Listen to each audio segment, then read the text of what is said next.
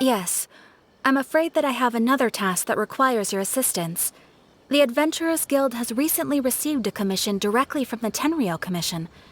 The assignment is both urgent and dangerous. After assessing the assignment, the Guild has concluded that seasoned adventurers are required. Naturally, you came to mind. Just another day on the job for us! Allow me to explain. The Tenryou Commission recently issued an arrest warrant for a young Oni by the name of Arataki Ito. An Oni? You mean those big, tough-looking guys with horns on their heads? That's correct. This particular Oni is quite vocal and audacious, so he already has quite the reputation on the streets. That said, he has never been caught up in major trouble of any kind.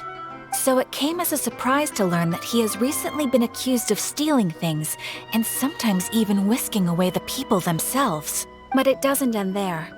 When the Tenryou Commission dispatched a Doshin to apprehend him, he assaulted the Doshin before making a getaway with his accomplices. So let Paimon guess. It's up to us to bring this Oni in. No problemo! This does sound like a job for the Traveler. He'll be back with that Oni in no time! I have complete confidence you will succeed. However, please exercise caution.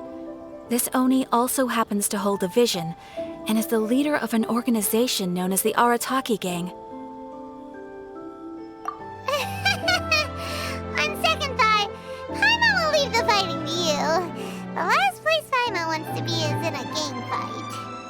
We are still investigating Arataki Ito's potential motives behind these incidents, as well as his current whereabouts. But please ask around in the streets as well. There will likely be others more familiar with Ito's circumstances than I am, who can provide you with useful information. Thank you. I will await your return. Ad Astra Avisask.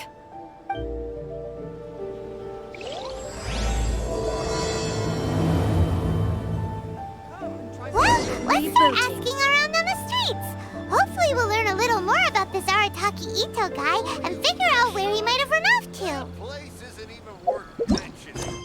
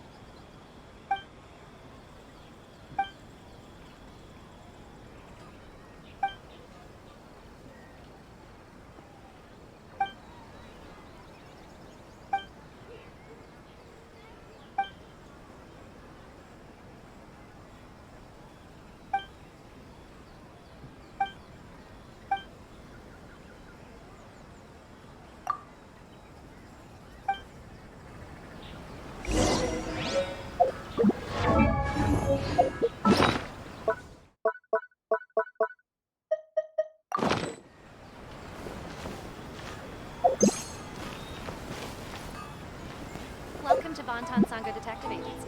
What will you have me solve?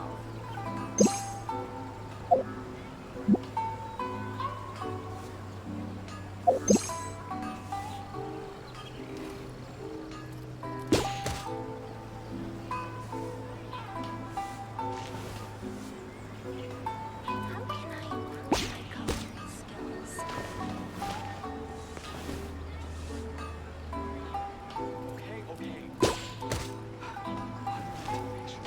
Welcome to Bantan Sango Detective Agency. What will you have me solve?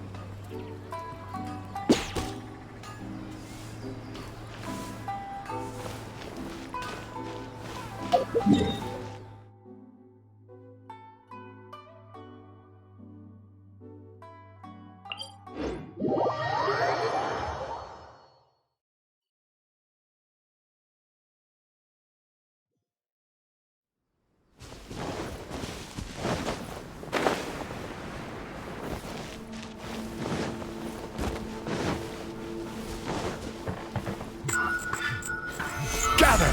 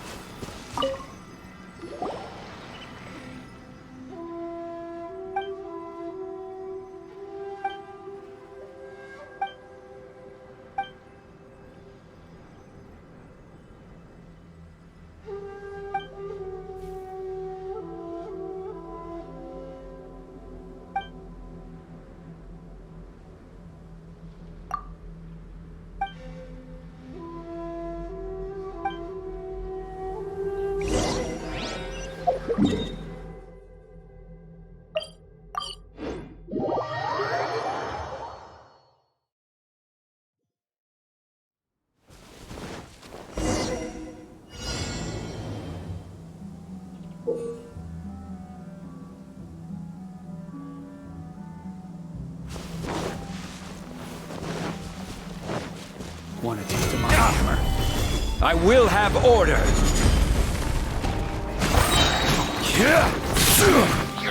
Let's get down to business. Judgment! Feel the beat! This is order. Stabilize! You can't run!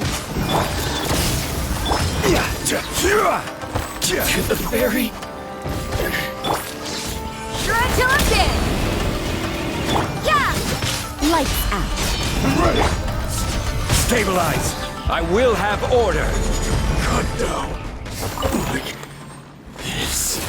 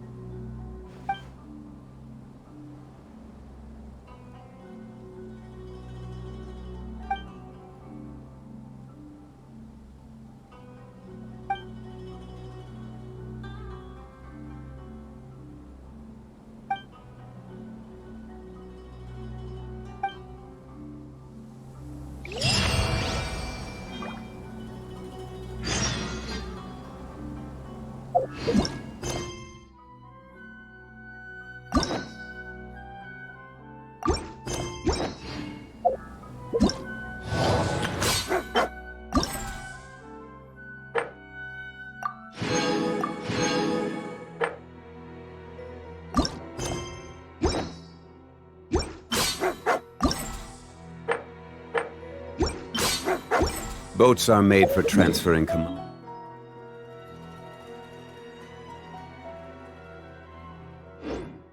back and forth, and those that come across Leo tend to stay.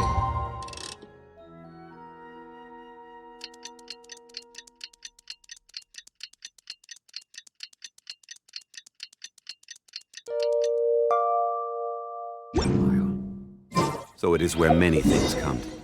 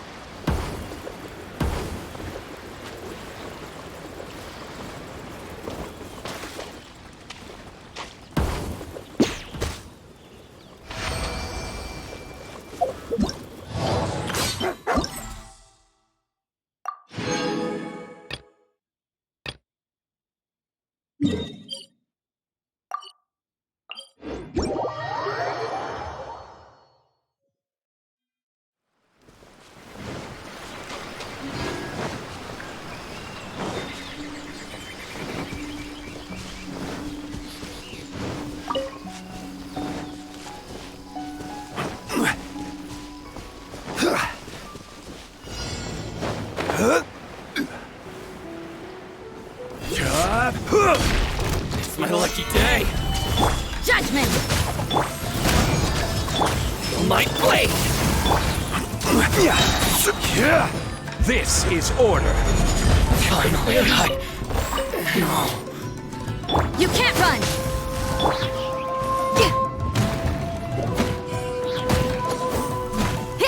Power forward! to the ferry.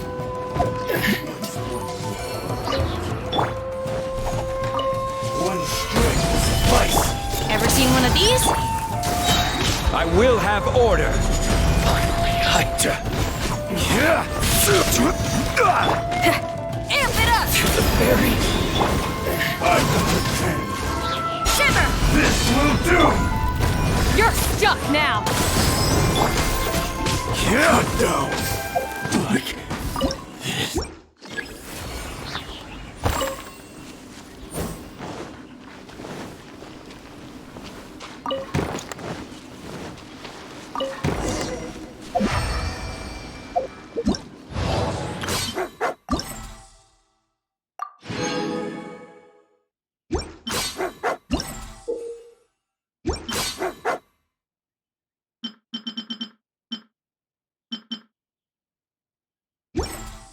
Every journey.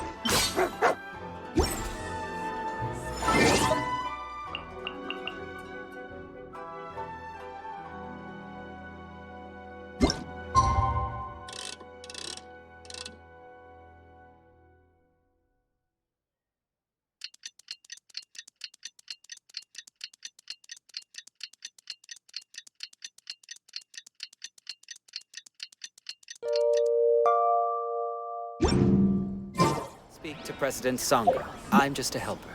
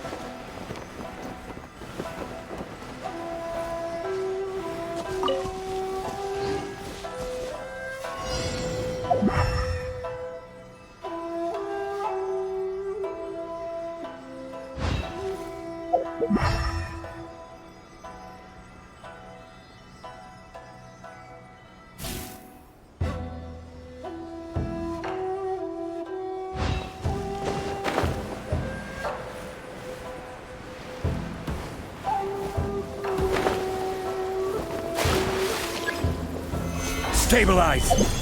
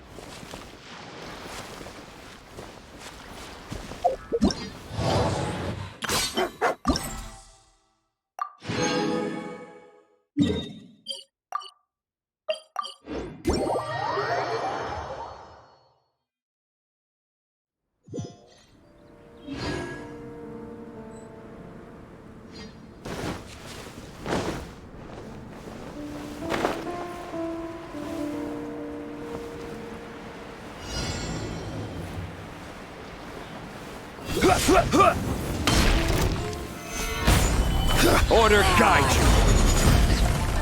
Yeah! Pyrotechnics! This is a new one.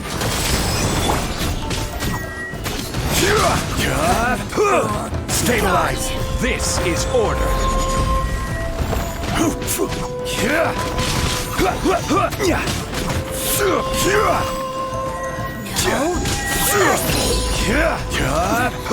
Winter, shall you venture? Judgment! Lights out. Time to rock! This'll pack a punch. You're stuck now! I will have order. Yeah!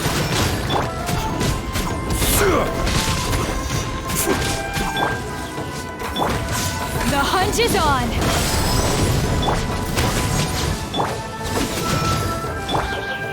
Stabilize.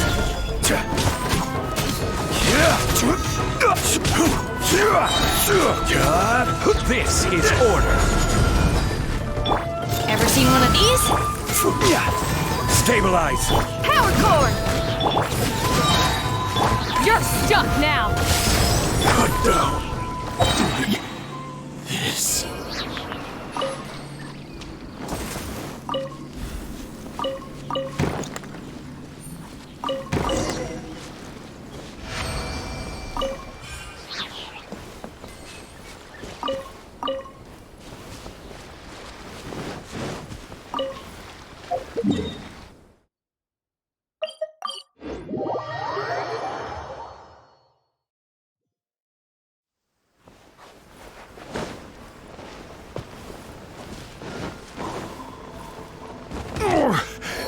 I'm feeling a little off.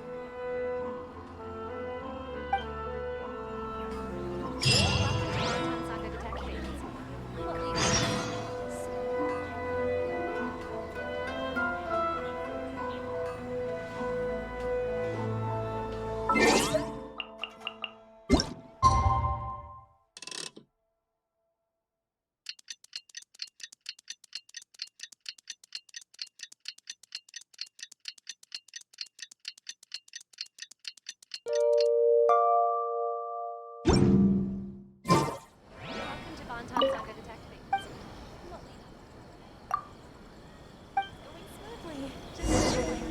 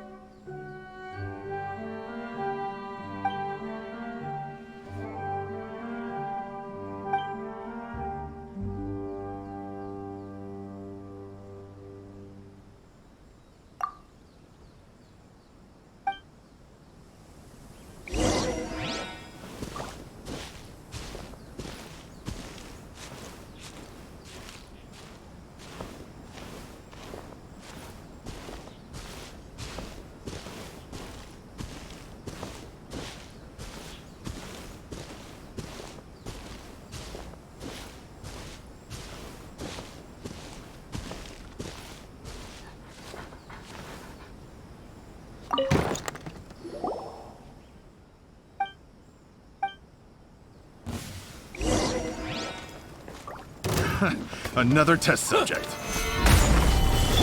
You can't run! Shiver! This'll pack a punch. Pyrotechnics!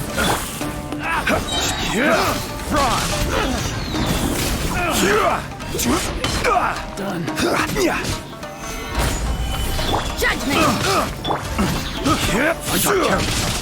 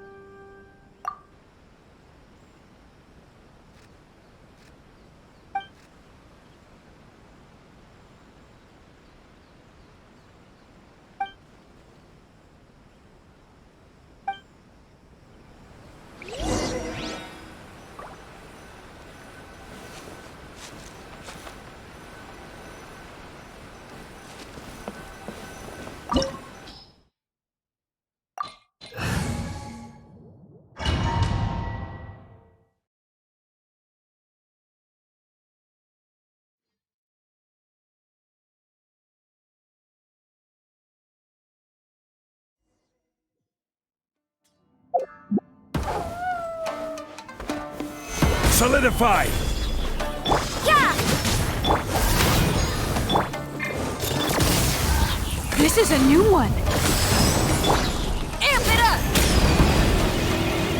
Lights out.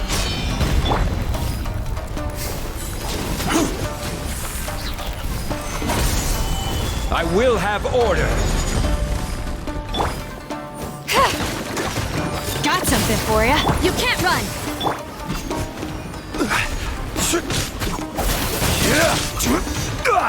Stabilize! The hunt is on.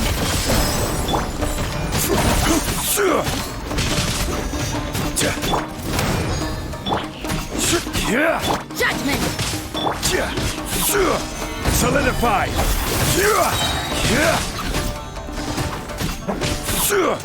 You can't run. This is order!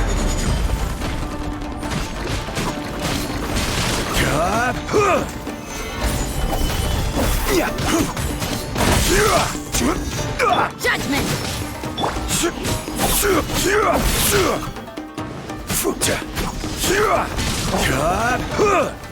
Gather! Power cord. Yeah.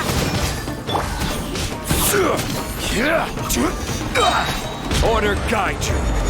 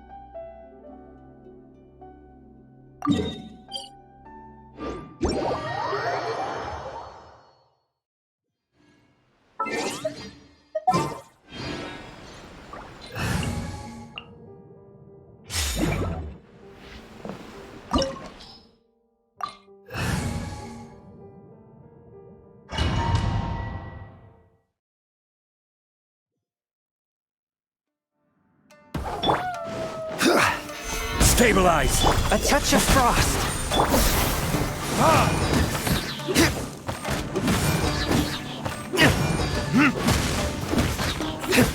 Time for retribution! Solidify! Swift and merciful. Shaking and stir.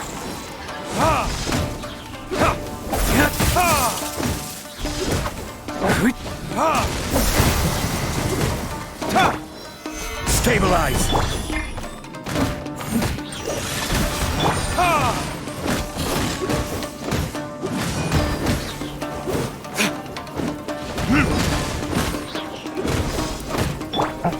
Gather! I will have order!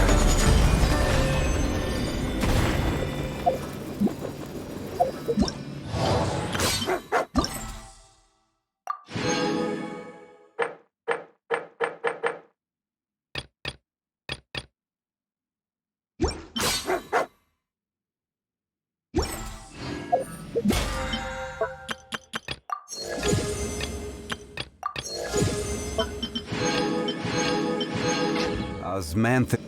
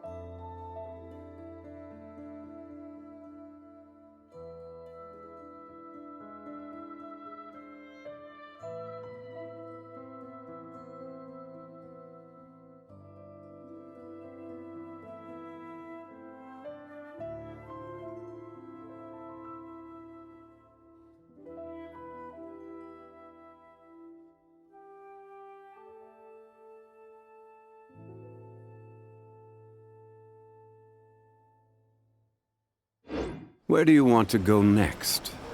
If you'd like to see Liyue's tourist spots, I have a few references.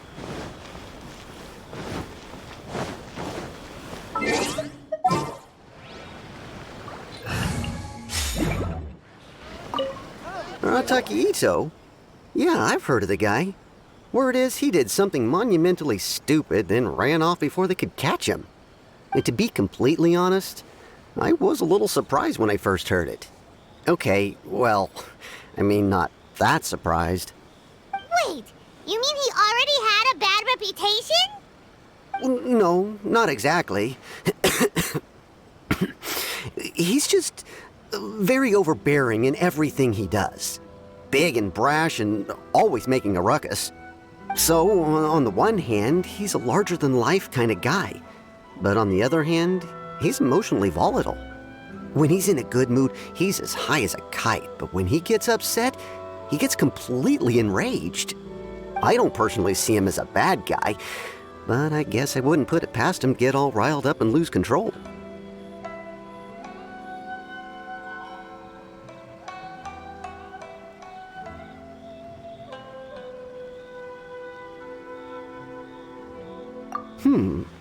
I'm afraid that I'm not too sure myself.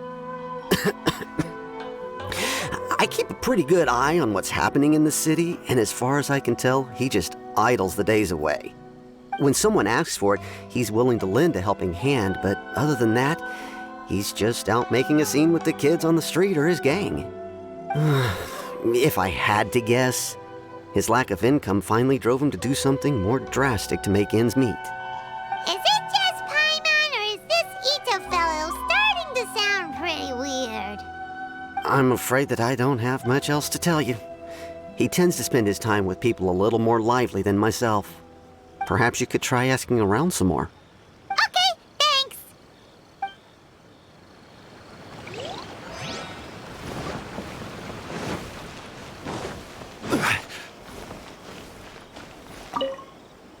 Arataki Ito? Oh yeah. I heard about that whole thing. I'm sure it must have been a mix-up on the Tenryou Commission's end. He could never do anything so dastardly. Huh? How can you be so sure? Is he really as trustworthy as all that? No, perhaps you misunderstand me. When I said he could never do anything dastardly, I meant he literally doesn't have what it takes.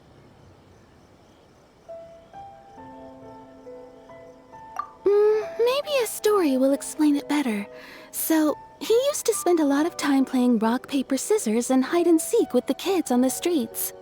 Kids, being kids, aren't exactly the most difficult to outsmart. I'm sure you can see what I'm getting at here. He used to lose all the time, sometimes catastrophically. On purpose, though, right? No, not at all. The one time I saw him win, he started jumping around and yelling, "I won! I finally won! I'm unbeatable!" And so on. Then he took the kid's candy as his prize and ate it right there in front of him. Ugh, that's just plain wrong. He did take it way too far that time. The poor kid started crying, so I stepped in and gave Ito a scolding. He was pretty quick to admit that he was fully in the wrong, and it wasn't long before the kid had stopped crying and was laughing and playing again as if nothing had ever happened. In fact, the children quite like playing with him because he's always serious about the stakes and never throws a game on purpose. So, I suppose what I'm trying to say is a guy who can't even beat kids at a children's game really gonna be capable of these kinds of diabolical deeds? Huh. He doesn't sound like a bad guy at all. In fact, he kind of sounds like a man of integrity. Yes, my thoughts exactly. Still, the Tenryou Commission's evidence against him is supposed to be irrefutable. So, I'm not trying to condone his actions or anything. If he really has messed up big time, then he should face the consequences just like anyone else. Thanks for the info. We'll keep asking around.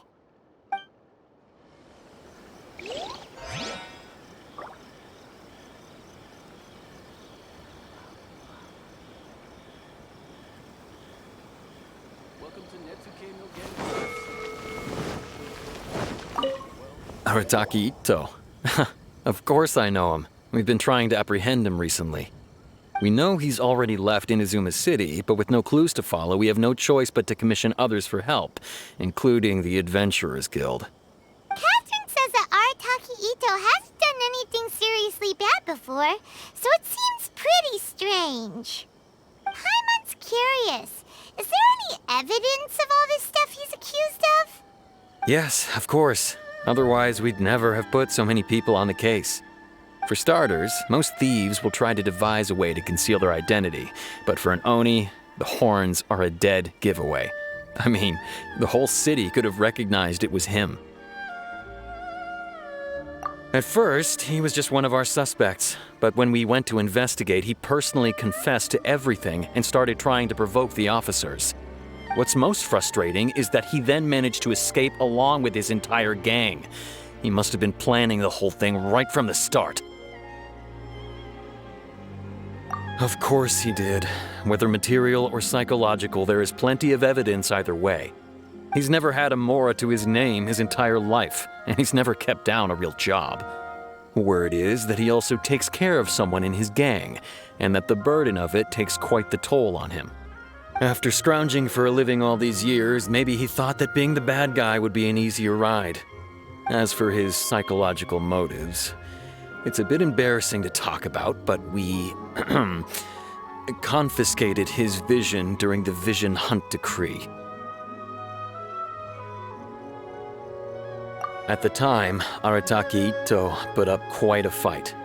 It took a huge amount of manpower and resources, and in the end we had to enlist the help of Kujo Sara to finally secure his vision.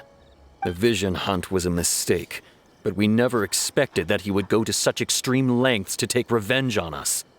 He does sound a little unstable, just like people have been saying.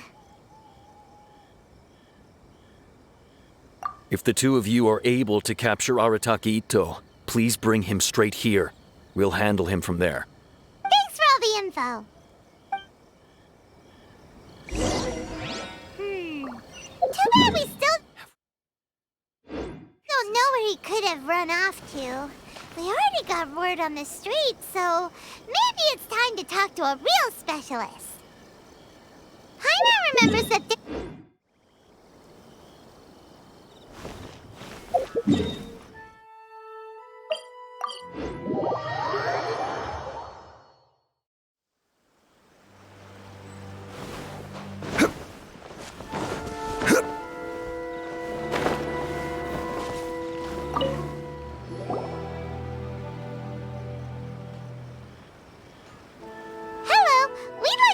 questions about Arataki Ito. Oh, him again. Sure. I have answers. We've already done some investigating for the Tenryou Commission. But first, do you have enough Moro to cover the fee? I've heard all about your travels. After everything you've been through, I'm sure you understand the way these sorts of things work. How much more are we talking about here? A one-off payment of 397,000 Mora, up front. Plus a further 5% of your Adventurers Guild remuneration as my commission, if Arataki Ito is successfully caught and brought to justice. Whoa! That's crazy expensive! How did you even come up with the price that high? Hold on. I wasn't finished. It just so happens the initial fee has already been paid in full by the Tenryou Commission. All you'll need to pay is the small commission fee. And, as for that amount, I'll settle things with the Adventurers Guild once we have Ito. So, from the way I see it, you guys are getting a pretty nice deal. Now then, to give you the full picture in this case, we must first recount a well-known Inazuman fairy tale. A long, long time ago, in a village lost to time, there lived a crimson Oni and a blue Oni. They were the best of friends. The crimson Oni looked fierce, but was gentle like the humans. The blue Oni looked human, but was reclusive, like an Oni. The crimson Oni wished to befriend the humans, but they were scared and threw beans at him whenever he came near.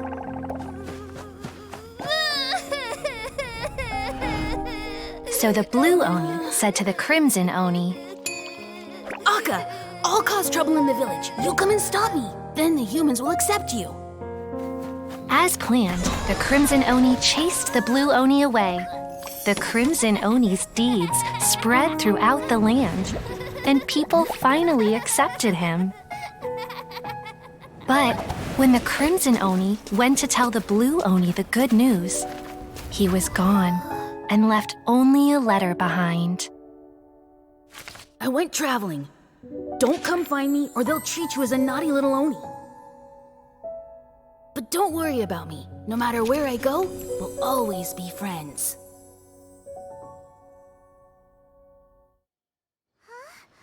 That's it? What about the little blue Oni? Whatever happened to him? I suppose the Blue Oni simply disappeared, never to be seen again. Only the Crimson Oni remain now. But the blue Oni was just an innocent little kid. Of course it does. Otherwise, I wouldn't go through all the trouble of telling it. One interpretation is that the story is actually broadly based on historical events and that Arataki Itto is, in fact, a descendant of the Crimson Oni.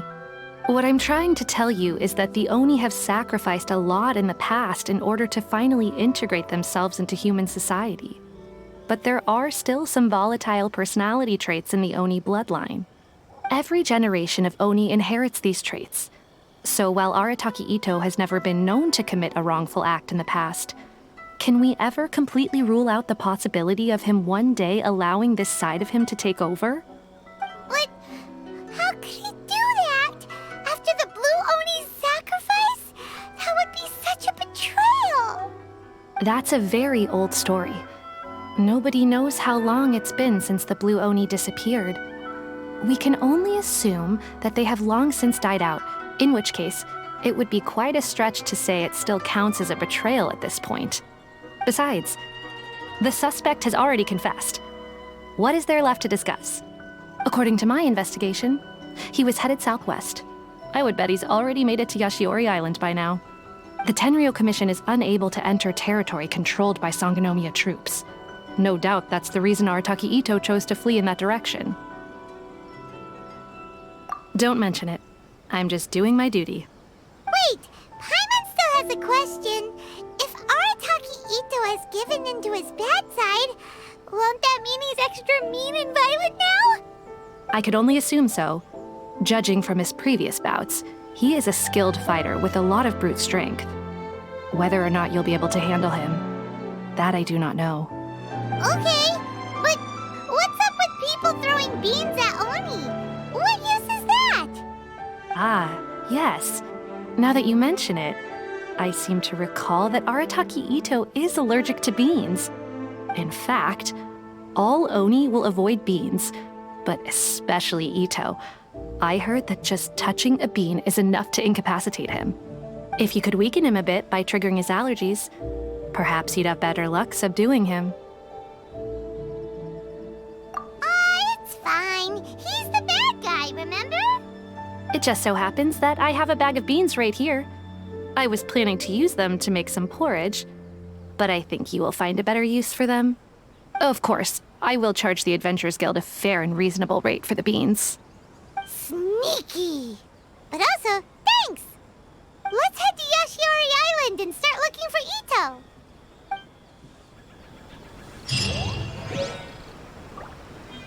Please speak to President Sango. I'm just a helper. Welcome to Bantan. What will you have me solve?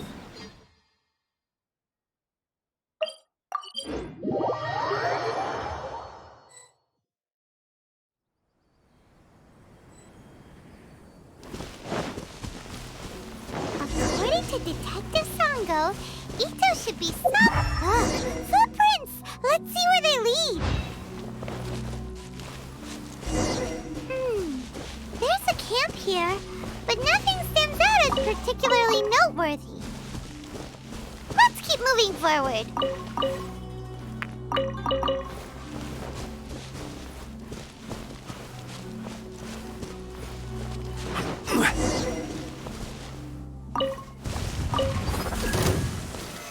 Solidify! You can't run! Feel the beat! This'll pack a punch.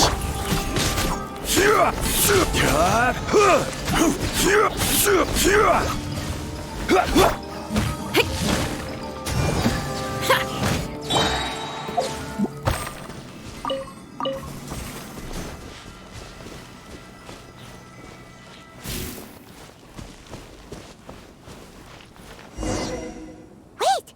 Could that be him? Is that Arataki Ito? He doesn't seem to be looking this way. Perfect. Let's try the beans Detective Sango gave us. It'll save a lot of hassle if we can avoid a fight.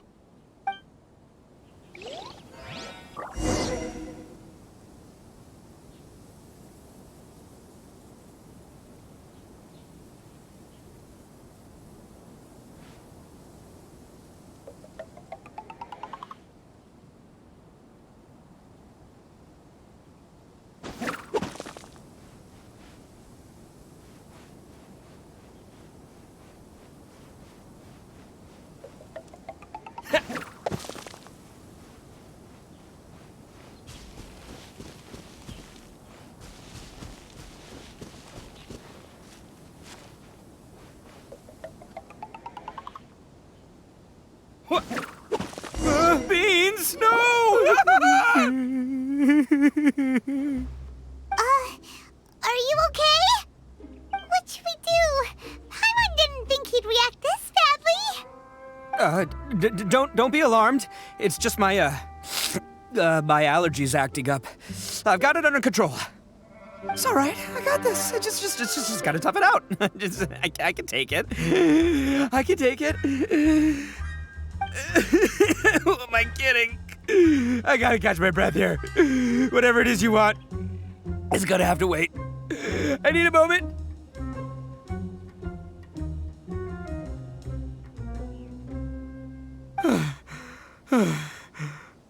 Need a moment.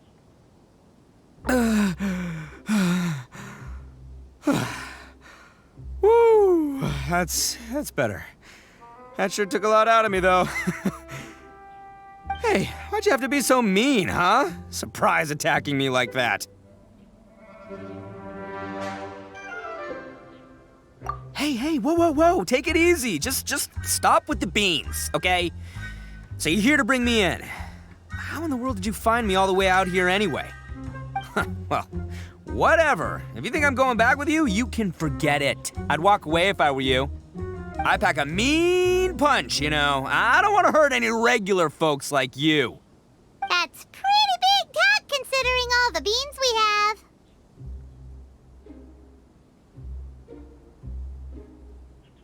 Yep, that's right. Me, all by myself. Nobody else. As boss of the Arataki gang, I gotta nab a little food and drink when we're running low. That's only natural, right? Yeah, but nabbing people? That's taking it a bit far, don't you think? Not when their families will pay good mora to see them again. Easy pickings. And the extra mora means I can, give some to my gang to spend on themselves.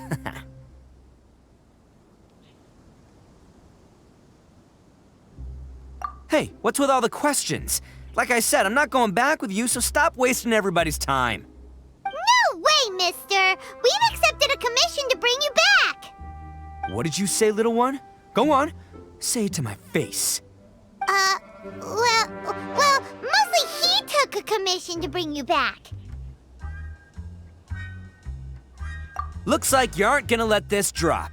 In that case, we... Uncle Ito! Don't run now. Careful or you'll fall. What's taking you so long? You said we were gonna have a beetle fight today. Come on, you promised. Yeah, that's right. Still going ahead. But you see, I've been out here for ages, and I still can't find a beetle that I like. So just give Uncle Ito a little more time, okay? Huh? Who are they? Are they your friends? Yeah, that's right. I told them not to come, but what can I say? They were just too worried about me. It's because of a little thing called Prestige! Yeah, because of all the prestige Uncle Ito has. Huh?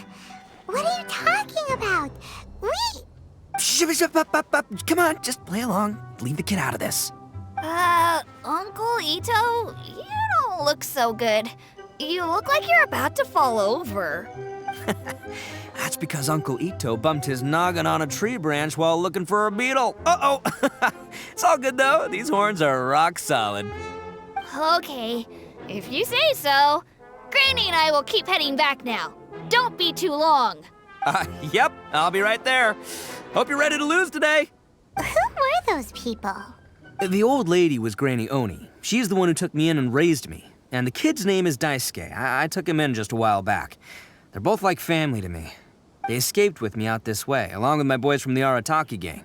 If I didn't bring them with me, the Tenryou Commission would be knocking on their doors for sure. Right. But if you care about them so much, then you shouldn't have done all that stuff that made them worry about you in the first place. Listen, how about we make a deal? You two let me go wrap things up with Daisuke, and once we're done battling beetles, the two of us will settle things with a duel. If you win, I'll come quietly. You can take me back to Inazuma City, and you won't hear a peep out of me. Why? 'Cause I'm an Oni of my word. I'll just tell little Daisuke that my friends and I need to step outside for a moment. That way he won't worry. Cool? What should we do? There is the kid to consider. Oh, it's on! I like your style. All right, but first things first. I need to find an Oni Kabuto to battle with. I've been looking here for ages and haven't found myself a winner yet, so it's time to try somewhere else. Come with me. Saves you worrying that I might skedaddle.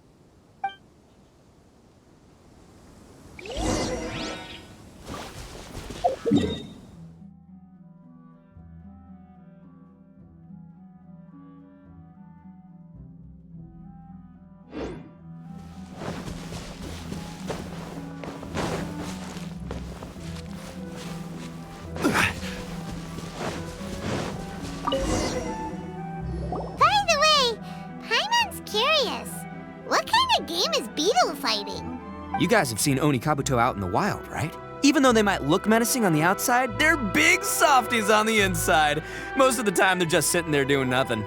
But let me tell ya, once the Oni Kabuto start fighting, they won't let anything get in their way. The grand game of beetle fighting is a match where your beetle tries to flip the other beetle onto its back.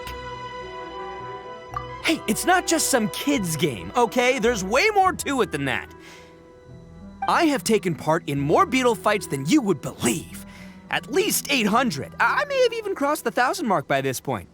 Anyway, after a while, you can tell a beetle's fighting potential just by looking at its shape, size, and the patterns on its body. But it's not just about all the physical stuff. Oh no, your Oni Kabuto's got to be in the right headspace as well. If it's not up for a fight or doesn't have the guts, well, then it's game over. Boy, are you two lucky you ran into me. When it comes to beetles, I'm the expert that the experts go to. I'll show you all you need to know. But we're not the ones that will be playing. We're just here to keep an eye on you. Oh, yeah. Anyway, not a problem. You two might think I'm just tooting my own horns here, but just you wait. I'll make you a beetle expert in no time. And by the way, that kid has one tough beetle. We can't underestimate it. We have to find a real lean, mean beetle warrior.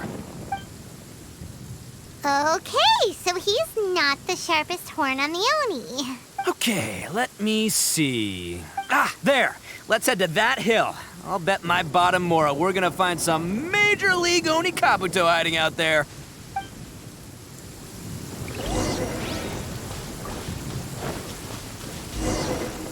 Uh-oh! Lightning storm! Ah, just our luck. Well, hopefully the... Oh, darn it, they're all gone. Let's hop down from here and take a look. My gut's telling me that there's a king-size beetle just below. Beefy Beetle King, here we come!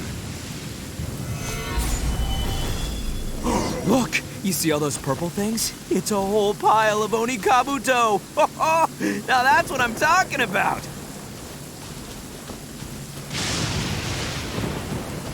Huh? Oh, what the? Aw, no, not lavender melons. Well, even a pro like myself can make a mistake from time to time. It's okay, just gotta roll with the punches. Let's try somewhere else.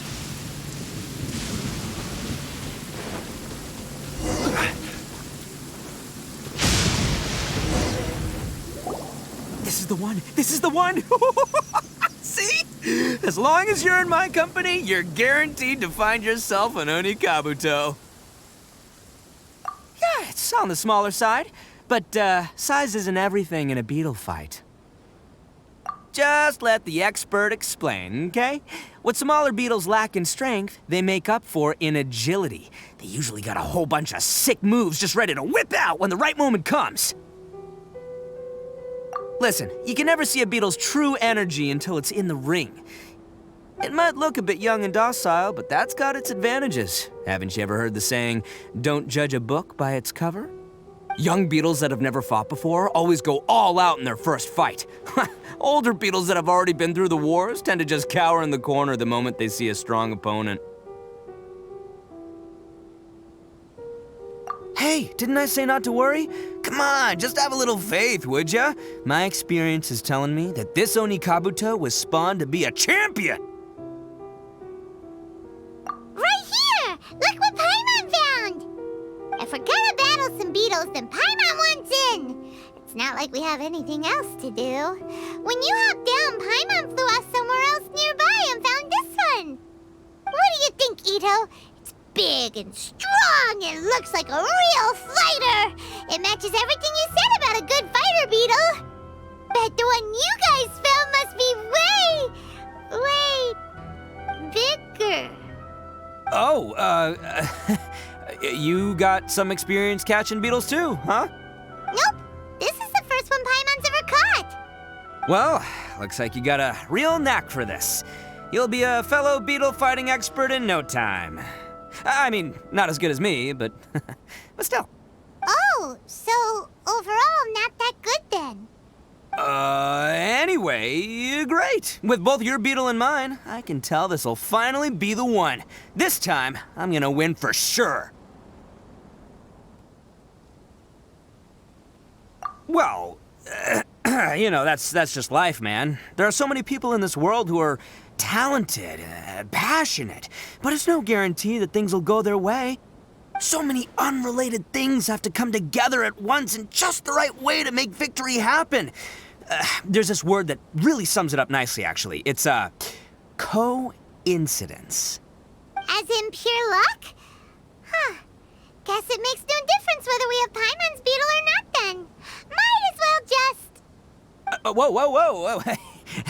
let's not do anything rash here, you know? I think both of these fine beetles have a shot at winning. Let's just hang on to them and give them both a try. A true warrior never leaves a good beetle behind.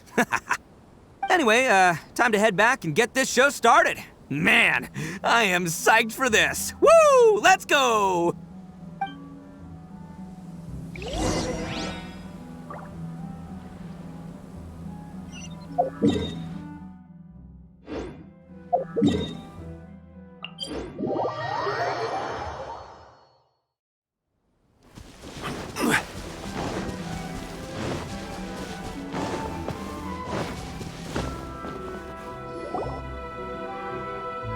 Finally, you're back! Can we start our beetle fight now? Yeah, sure thing, buddy. But you better watch out. I brought a real winner back this time. Don't worry, I'm not scared of your beetle. Go, Stripey Ghost! I've got this fight in the bag. Let's go, Nimble Ninja! Huh? When did you come up with that name? Come on, you can take him, little guy!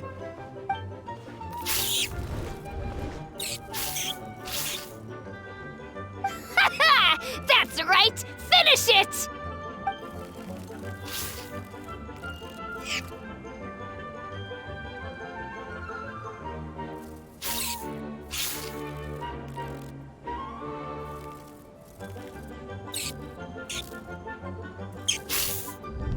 Ah! like I win again! Dang it! Ugh, it's my 7th loss in a row.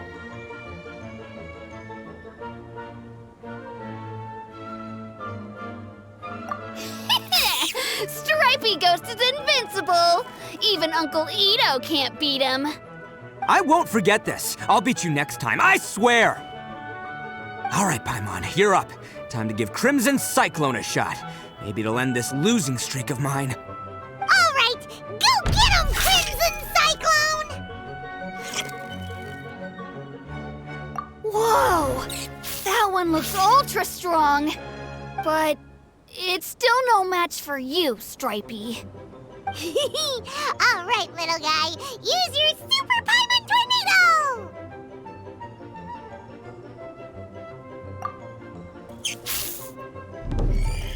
No, I can't believe it. I lost. Yay! We won! Ha! Paimon knew Crimson Cyclone would be the best! Boy, did that one put up a fight. Woo! It wiped the floor with Stripey Ghost.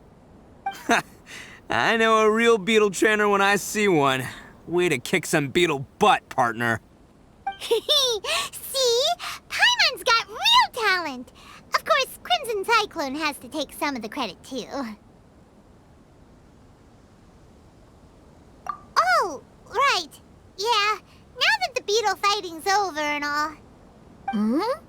This is for you, Daisuke. Huh? For me? You're really giving it to me? Go ahead, take it, Daisuke. When we finally get back to the city, you can show it off to all your friends. But will we ever be able to go back? Of course we will. Trust me. I never go back on my word. Anyway, I got some things I gotta discuss with my friends here. Go play with Granny for a while, would ya? There's a good boy. Good. The kid doesn't suspect a thing. You're from the Tenryou Commission, aren't you? I bet you're here to capture Uncle Ito. Huh? Hey, didn't I tell ya? They're my friends. In fact, they're in the gang. We're practically family. That's not true. I already know everyone in your little gang, but I've never seen these two before. Uncle Ito didn't do anything wrong. Don't take him away. And not only did he not do anything wrong, he also saved my life. He's not a bad guy.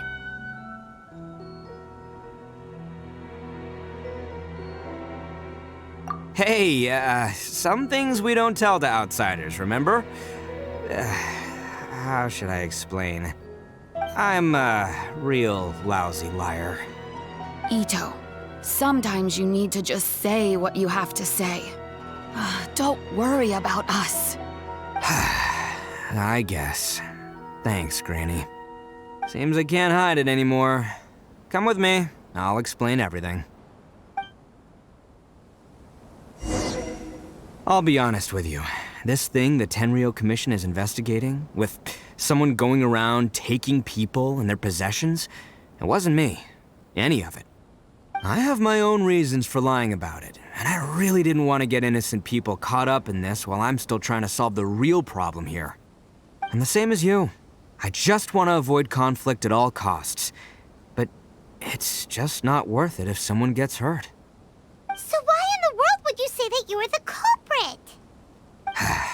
Maybe you don't know because you're Outlanders, but it all started a long, long time ago with the story of the Crimson Oni and the Blue Oni. Hold on a second. If you're talking about that fairy tale, we've heard that one already. Oh, so you already know. Well, that makes things a whole lot easier. So, is the story from the fairy tale really true? Everything about the fate of the Oni is true. The Blue Oni chose exile, and the Crimson Oni stayed behind. But the other details aren't historically accurate. Fairy tales are nice stories, but there's something they leave out. It's a little thing called the cold, hard truth. The Inazuma of long ago was a dangerous place. If you wanted the Raiden Shogun's protection, you had to have a good relationship with the humans. The Oni are a proud kind, so it wasn't easy for them to ask others for acceptance. Over time, the Oni eventually split into two factions. The Crimson Oni were friendly with the humans, but the Blue Oni, they were more stubborn and insisted on keeping to their own. Paimon thought you were two different species. So really, you're all one family? Yep, that's right. There's no real difference between us. We just paint our horns different colors to show which side we belong to.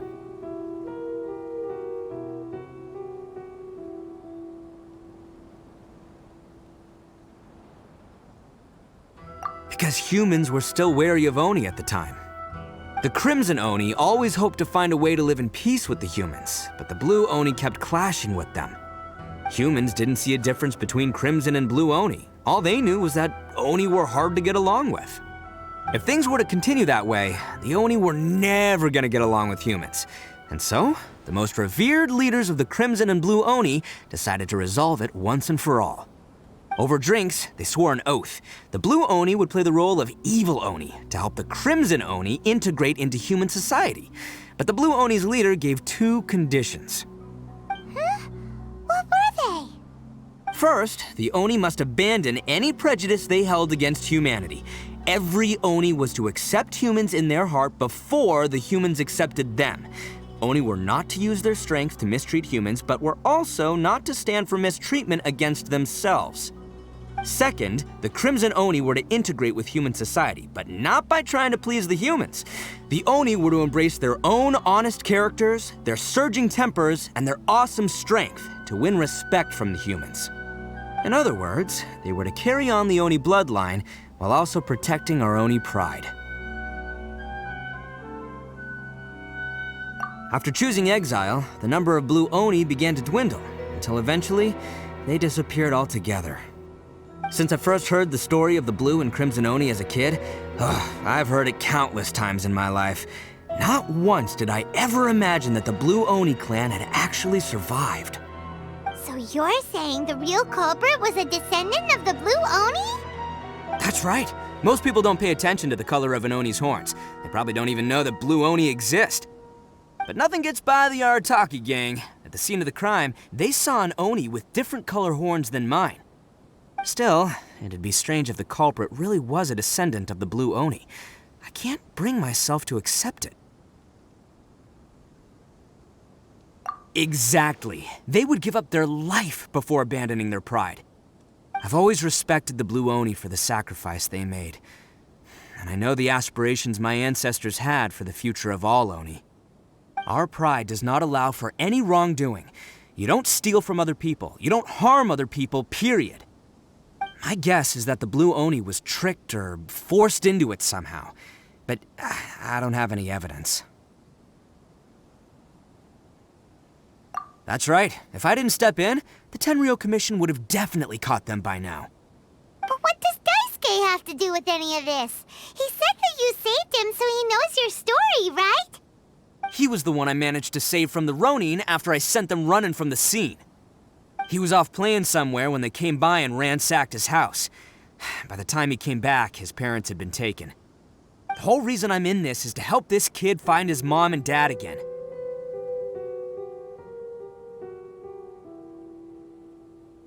I never wanted to tell you any of this. My original plan was to knock you both out and take my family to hide somewhere else. There's more to this than just one Blue Oni. There's a dangerous group behind everything that's been going on. I didn't want to get anyone else caught up in this mess. That's everything, the whole story. If you don't believe me and want to drag me back to Inazuma City, then I'm gonna fight you with all I've got. But if you're willing to believe me, then please, give me a little time. Once I find the Blue Oni, I'll turn the both of us in. Yep, Paimon too! Just treat it like we're here to keep an eye on you. So, you... all right. I knew you'd be reasonable. I knew it. I was thinking right from the start, these two fine folks, they're just out here in the pursuit of truth and justice, man. We are gonna get along just great. Well, I should tell you, though, things could get a little dangerous, so be ready for anything. Don't say that I didn't warn you. Don't worry about us. We're seasoned adventurers. All right, then our first job is to investigate where this blue Oni is hiding out.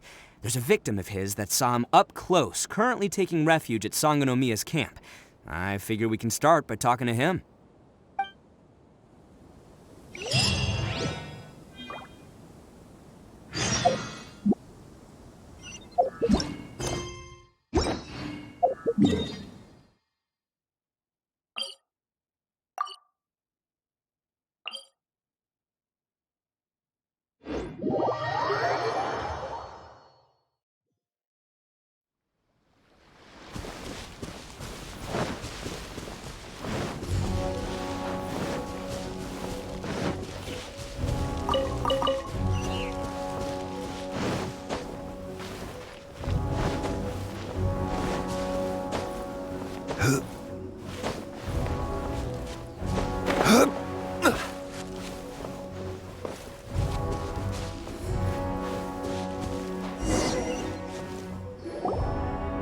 Yo, you must be Masato.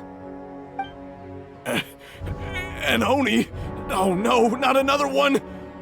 Oh, yeah. Not the one that robbed you, though, so, chill. I contacted you before, remember? I need your help. Oh, right. Sorry. I'm still a bit on edge after the incident. So anyway, here's what happened. I was just out transporting some goods when a group of Ronin suddenly attacked me. It's not the first time that's happened to me. Usually you just hand over some Mora and they'll leave you alone. At least you don't lose your goods that way. But this time was different. They weren't willing to talk things over. Instead, they took my things and they started coming for me. Huh? That's totally uncalled for! I got down on my knees and begged. Said I had a family to care for and that my business is our only livelihood. Then I saw that there was an Oni among the group. I thought he was going to be the one to finish me off. But instead, he stopped the others and told them to let me go. Yeah, that got them all arguing with each other.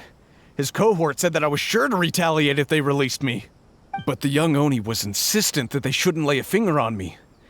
Things got real heated. I thought they were gonna come to blows. Luckily, they let me escape with my life in the end. And I scrambled to get myself here, where I'd be safe. I never want to set foot outside of here again! So he'll steal, but he won't harm people. Seems he has some sort of standards. Did he say why they were robbing you? Surely it was Mora, right? What else could they have wanted with me? I mean, I can't say for sure, it's not like I asked. But what I did hear them say was, the goods are worth more than the merchant's life. Or something like that. Ugh, that idiot Oni. Do you have any idea where they went after they robbed you? I have no clue. But I think they're pretty active in the Tatarasuna area. You aren't gonna go after them, are you? Seriously, I'd advise against it. There are too many of them and they're all heavily armed. Ah, don't worry. It's just a bunch of no-name scumbags. I got a whole laundry list of scores to settle with them. If these two islands are where they tend to hang around, we're sure to run into them at Nazuchi Beach sooner or later.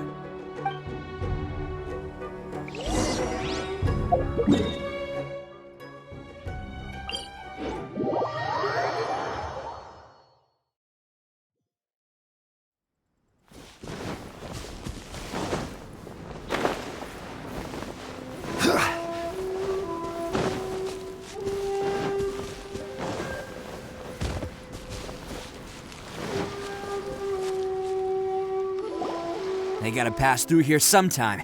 Let's just hang tight for a while. If I'm not mistaken, they'll be showing up any time now. Yeah, things might get a little rough, so we better be prepared. Oh, here they come! Yeah, there they are. And one of them has horns. All right, it's go time. Let's get him!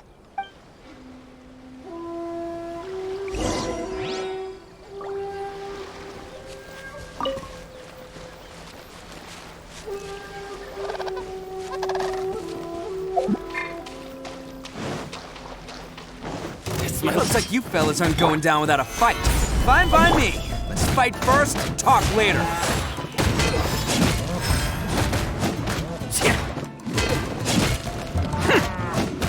Finally,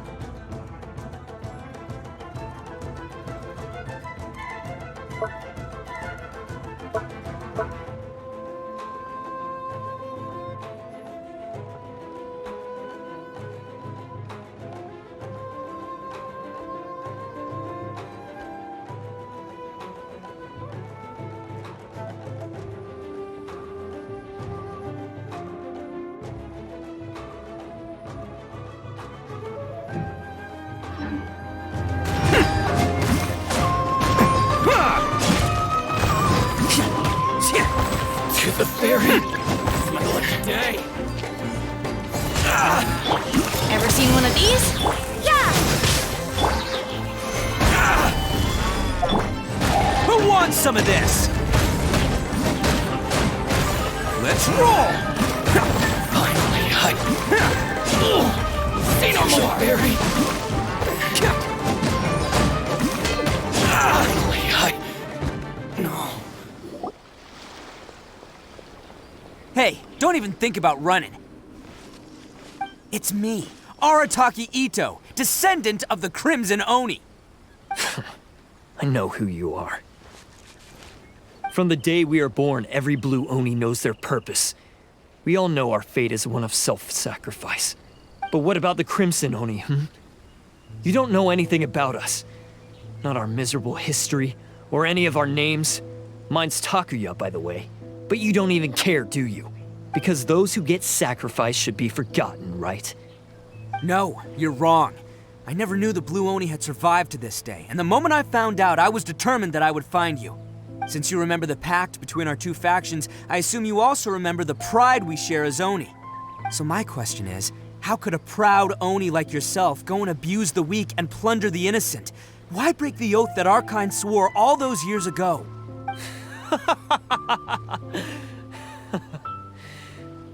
Huh? What's so funny? Who are you to talk about pride and oaths with me? The Blue Oni gave up everything, just so the Crimson Oni could live peacefully in human society. But let me ask you, Arataki Ito, what exactly do you contribute to human society? You're a blundering fool who can't hold down a real job, a laughingstock of the town, and worse still, you let them get your vision during the Vision Hunt decree. Protecting the Oni pride? Ha! You wouldn't know how if you tried. You're a disgrace to the Oni kind. Hey, come on. None of that stuff's a big deal. I mean, you're really hanging me out to dry here, man. Since when do you care what other people think? You just do whatever you want. It's not like anyone can stop you. But do you have any idea of the kind of life my kin and I have lived while you've been hanging around in human society? We were cut off from the rest of the world. We severed all contact with it. And since then, we've had no place to live, no stable source of food, no clothing, no medicine, nothing. Besides the oath we swore to uphold in our so-called Oni pride, we had nothing. So, that's why you joined a band of thieves? That's right. Why should I accept that life? Is holding fast to a worthless oath supposed to help me provide for my family and friends? I've abandoned our Oni pride. It's meaningless. I want to live. I've given everything that I've stolen from humans to my community. What I've taken will at least keep them from starving and ease their pain. That's what matters most to me. Yeah, and besides, the Blue Oni sacrificed themselves so that Oni could be accepted as part of human society. If people see Oni causing trouble again, then that'll defeat the whole purpose of the sacrifice you made. You make a good point. But Arataki Ito's the one who needs to get that into his thick skull. The Blue Oni are the bad guys, so we're expected to do bad things.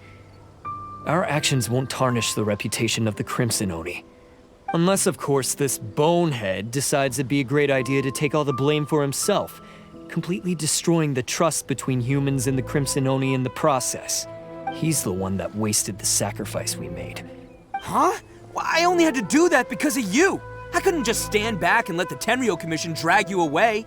You should get your priorities straight. The Blue Oni are history, all right?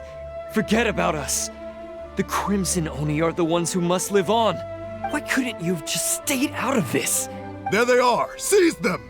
Oh no! It's the Tenryo Commission! Forget it. This was a waste of time anyway. Look, I don't expect you to understand me, but you could at least take a look in the mirror sometime. Hey! Hey! He got away!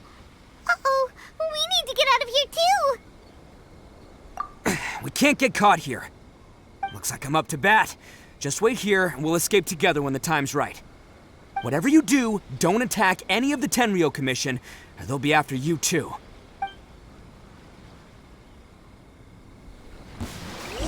Who goes there?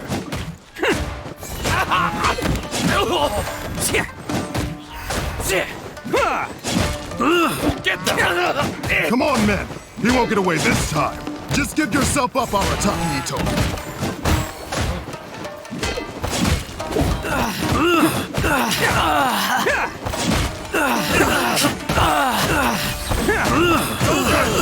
You must withdraw. Can't catch me!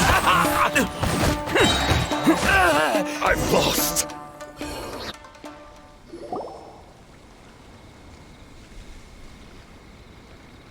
Man, they really came out in force today. I'm kind of flattered the Tenryo Commission sent so many. But I still haven't completely recovered from the bean attack earlier. I'm starting to lose my edge here. No way. All that would do is send them after our Blue Oni friend instead. But I have to settle things with him first, man to man. Then what should we do? The Tenryo Commission's about to arrest you! No choice but to keep kicking some Tenryo butt! Hey, boss! Thought you'd have all the fun without us? Granny Oni sent us. We're here to lend a hand. Maybe we can't take him, but we can sure slow him down. Now's your chance! Go! Hey, I told you to stay out of this one. Well, we're in it now. Come on, there's no time! Go! Do what you gotta do, boss! All right then. Watch yourselves. Soon as I'm done, I'm coming back for you. Come on, you two. Time to roll! Don't let them get away! After them! Hey, you guys want some of this? There's plenty to go around. Run for it, boss!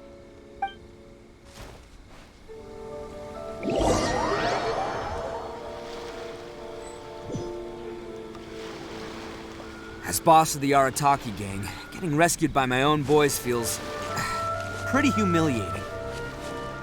I promise to never let you down, boys. All right, we've got some footprints to follow. Let's find Takuya. It was real touching and all what they did, but those few guys weren't much of a gang. Hey, it takes Mora to run a gang, okay? They're all I've got for now. There are more footprints here. He should be just up ahead.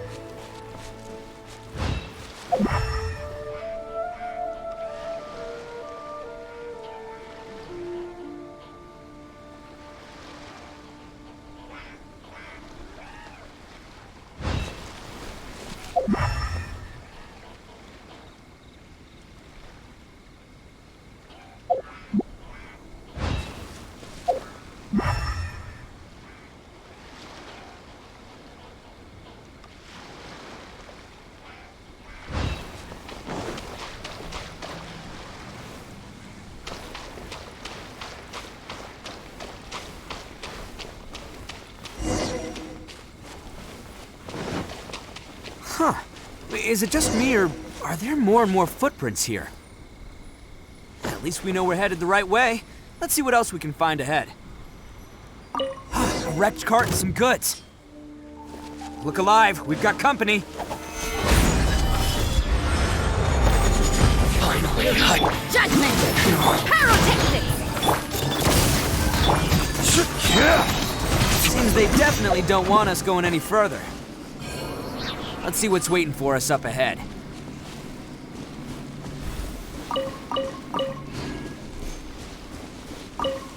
Huh. Besides the footprints, there are other signs of life here too. Must be plenty going on around here. Hidden entrance, yes! All right, I think we just found their hideout. This is gonna be where they keep all the people they took. Paimon thinks Takuya's probably in there as well. Huh? Fire away. Of course I did. Come on, I'm not that dumb. But it takes a world-class blockhead like Takuya to think his ideas are actually gonna work. So I'm here to save him no matter what.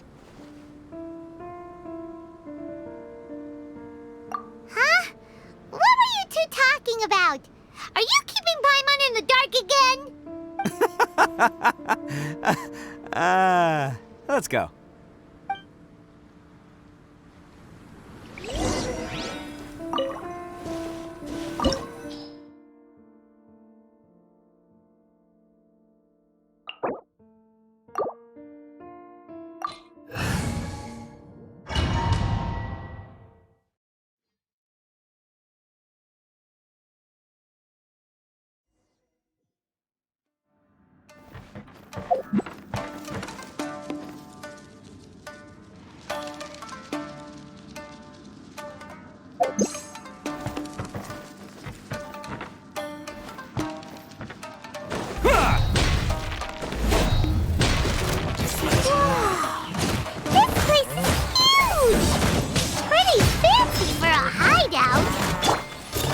Acquired by less than legitimate means, no doubt. And all the more reason we gotta put an end to this.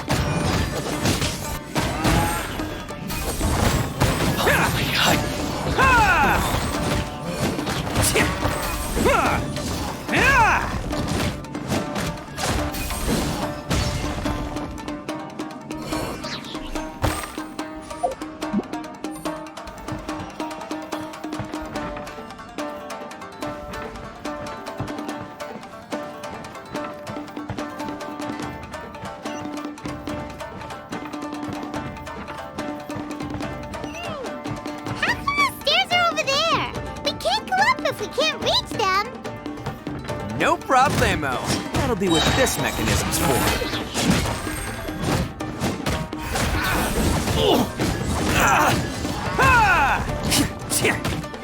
To the very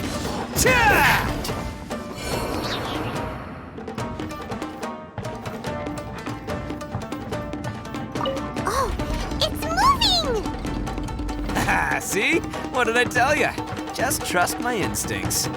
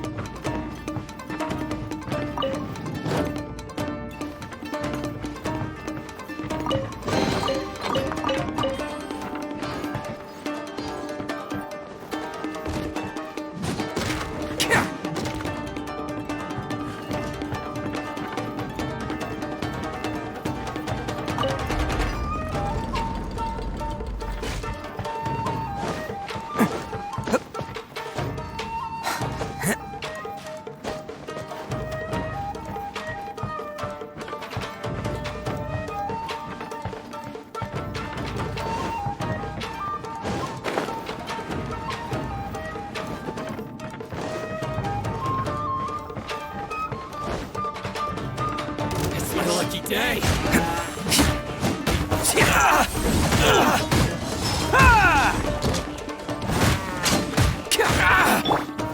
Stay alive. Stabilize! You can't run!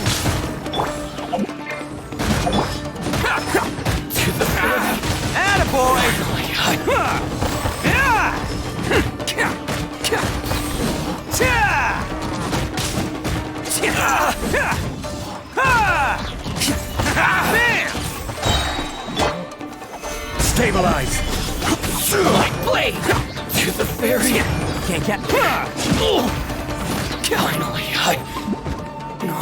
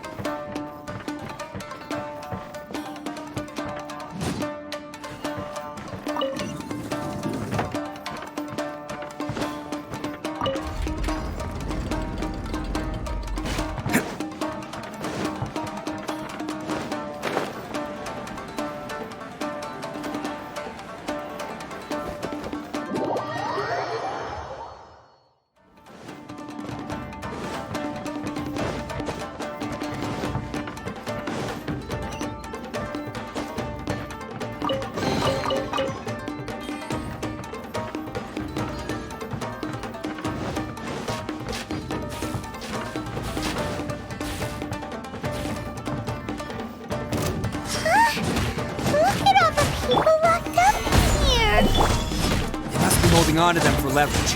All right, let's get him out of here. Say no more!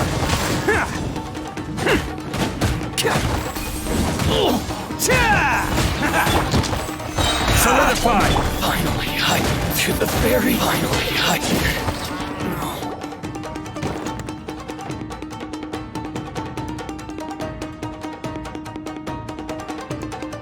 All right, you're all free to go now. Quick, get to safety.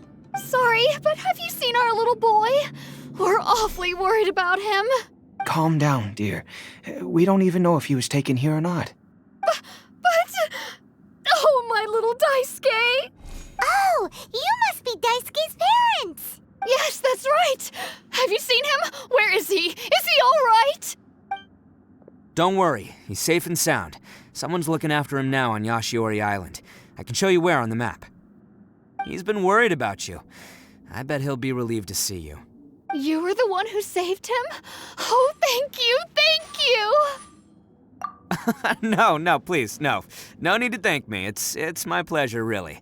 It's just who I am. It's what I do. Before you go calling me a hero, let me ask you this. Wouldn't any other self-respecting guy who saw another person in danger have done the exact same thing? Really? Just one little compliment and it goes straight to his head.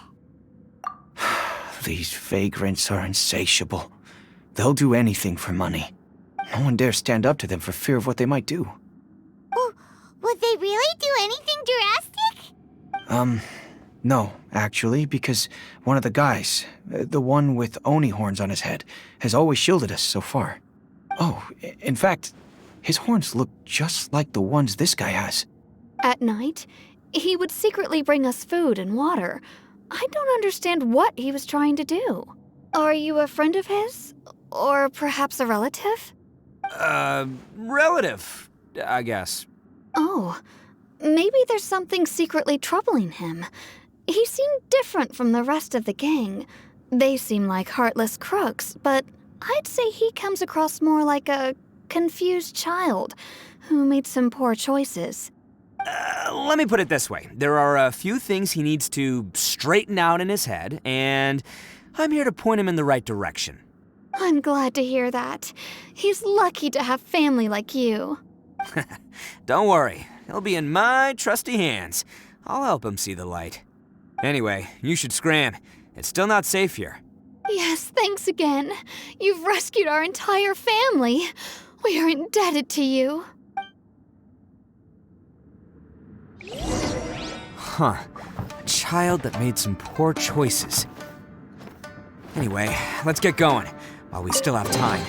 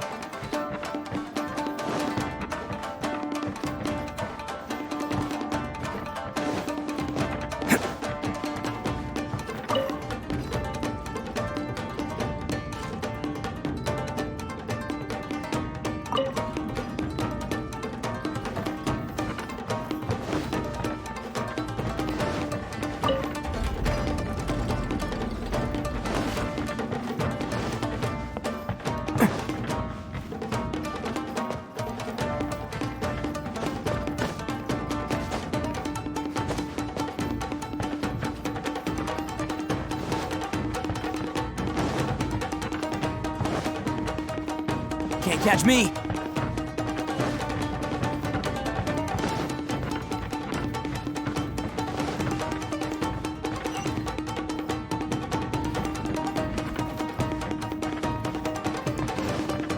This is the place. The jig's up! Surrender while you can!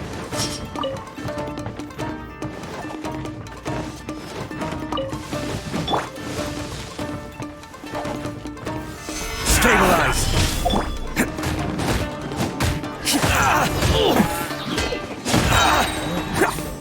It's showtime!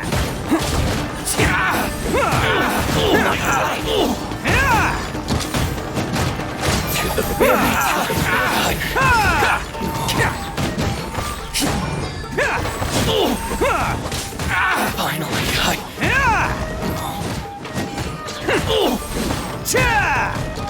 Attaboy! Stabilize! Finally, Bet you think you've won, don't ya? So naive. This is my home turf. I'll let you in on a little secret. A long time ago, I picked up this rare paper charm. It's very precious to me. What makes it so special is that if you tear one piece, the other piece starts tearing too. Newsflash, don't care about your cute little origami obsession. You'd better stay where you are and let me finish. Aren't you curious what the other piece is used for? I'll tell you. It's now the critical component of a mechanism, and when it gets torn, this place goes up in smoke. Yeah, the whole hideout is rigged with explosives and ready to blow. What? You're gonna blow this whole place up? Oh, don't worry about me. I made sure that I've got an escape route. The rest of you, though, you're gonna be buried deep among the rubble. You've had your fun. Now it's goodbye. My paper charm! Where's my paper charm? Oh, I'm sorry. Are you looking for this? Yes, that's... But when did you... I snatched it earlier, to stop you from doing anything hasty. Why, you... And now you're going to betray me? You're one to talk. What about burying everyone here? If you ask me, that sounds like you've already betrayed our agreement, no? Just give it here! You done talking now? Huh? You sure? Great, 'cause I'm done listening! Yeah! Great work, Takuya. You arrived in the nick of time. Stay away from me! Huh? I said stay away, or I'll tear the paper charm. Hey, okay, fine. Just calm down. What are you doing? Just because I won't let him blow this place to bits doesn't mean that I won't do it myself. Unless you want to get buried, you should leave this place now. Take everyone here and get out! You won't go through with it. If you were that cruel, then why bother protecting every person you've come across, huh? I'm not here to reason with you. Go! Just get out of here! This sacrifice is mine to make. Mine alone! Why couldn't you just stay out of it? No one needs to sacrifice themselves. All right, then you tell me. What am I supposed to do? I've tarnished our Oni pride and abandoned our ancestors' oath. Only sacrifice can restore my pride now. I chose this path so I could provide for my fellow Oni. I was ready to die from the very beginning. This is between us Blue Oni. But you... If it wasn't for you, everything would have worked out perfectly! They're here! We won't let them slip away this time! Uh-oh! There's nowhere else to run! Hey, Tenryo Commission! I'm the one you're looking for. I did it. I'm behind everything. Arataki Ito is innocent. You're the ones in charge of detaining criminals in human society, right? I'm sure you can tell who the criminal is here. Huh? It's like he's trying to reenact the fairy tale, sacrificing himself for the Crimson Oni! Ignore him. He doesn't know what he's talking about. It's me you've been looking for, and here I am! How are you ever gonna report back without capturing me? Stop fooling around, Ito! Listen, Takuya, sacrificing yourself won't solve anything. Your sacrifice can't protect me or your fellow Oni, and giving up your life isn't gonna make theirs any longer. Sacrificing yourself is one way to escape your fate, but the only one you'll be setting free is yourself. Listen to me. You want to be the tough guy, huh? Well, this is the coward's way out. Don't let your sacrifice stain our Oni pride. The Blue Oni have been scraping the bottom of the barrel all these years, so let's give them a new beginning.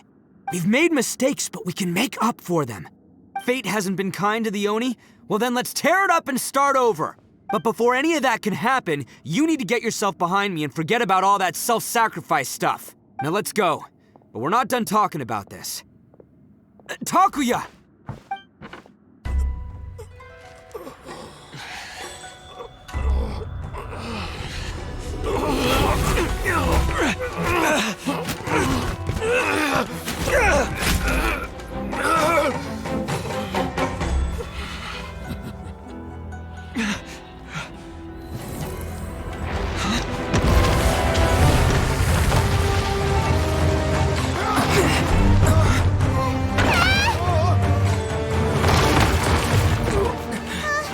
I'll take care of this. There are still people in danger. Go, help them! What? Hey, I got this. Come on!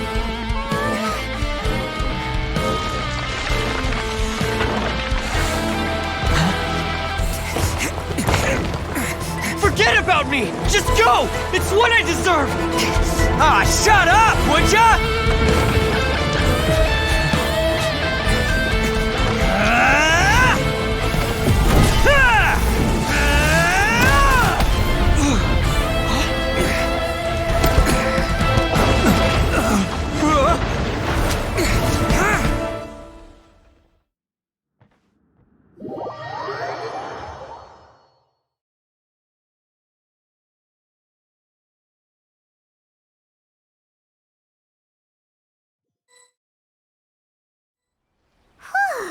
We managed to save everyone! But what about Ito and Takuya? Paimon hopes they're alright.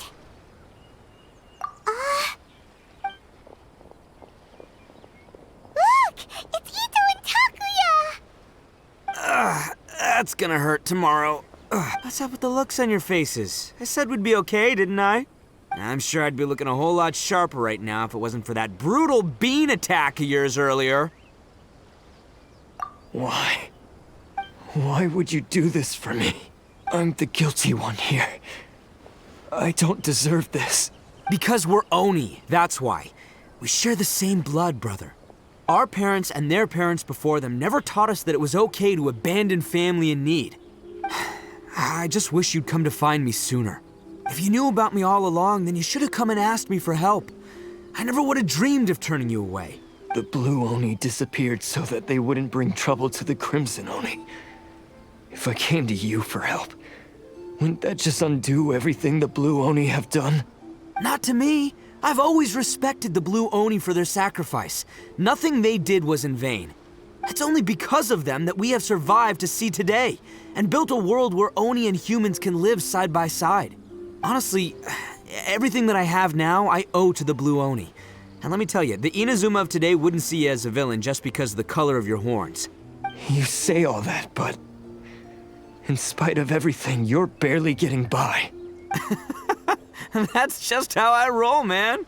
You remember the pact, don't you? We're not supposed to suck up to the humans. We're supposed to earn their respect. Every member of the Arataki gangs had a tough time trying to fit in.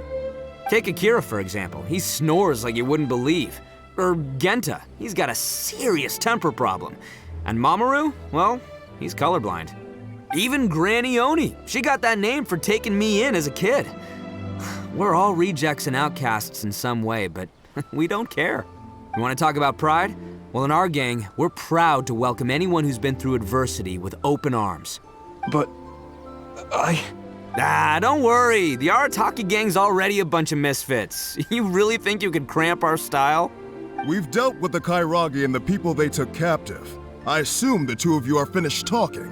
Takia, based on the findings of our investigation, I hereby announce that you are officially under arrest for forceful seizure of people and property.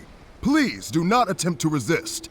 All stolen articles will be reclaimed. That means we'll be seizing all the goods you passed on to your kin. No, please don't! Without those goods, they'll... It's all right, Takuya. Those goods never belonged to us anyway. Don't worry, I'll help take care of your kin. Now that I know the situation, I'll personally make sure they never suffer again. Might want to put your grand plans on hold there. You're under arrest too, for numerous assaults on the Tenryou commission officers. Oh, yeah, I guess I forgot about that. But no worries, I'll put my gang on the case. My boys will take good care of the Blue Oni. Yeah, we've already arrested them too. Oh, right, yeah, That's what they get for resisting the Tenryou Commission. Yeah, I guess it's up to you then, Traveler. Could you be a pal and tell Granny Oni about the Blue Oni situation? Yeah, I know the drill. This isn't my first time. And it probably won't be my last. As for you two, lending them your aid when you knew full well they were in the wrong means that the culpability extends to you too. But, given your unique circumstances, and in light of the complexity of this case, we won't press charges this time.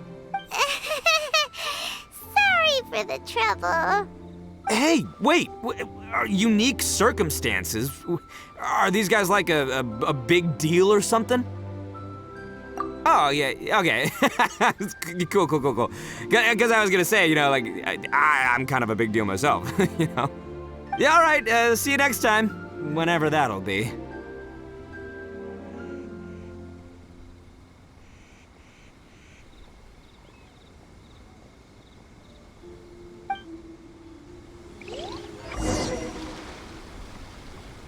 Well, he's weird. But at least he's not a bad guy.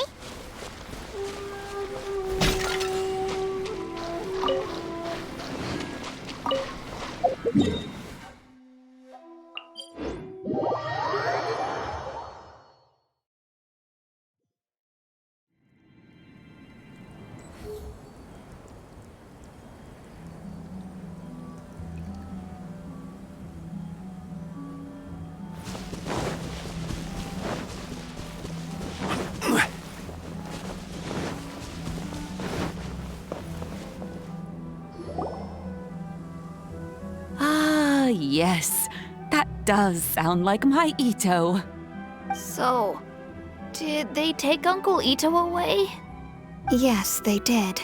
But don't be too upset, Daisuke. We will have the chance to see him again.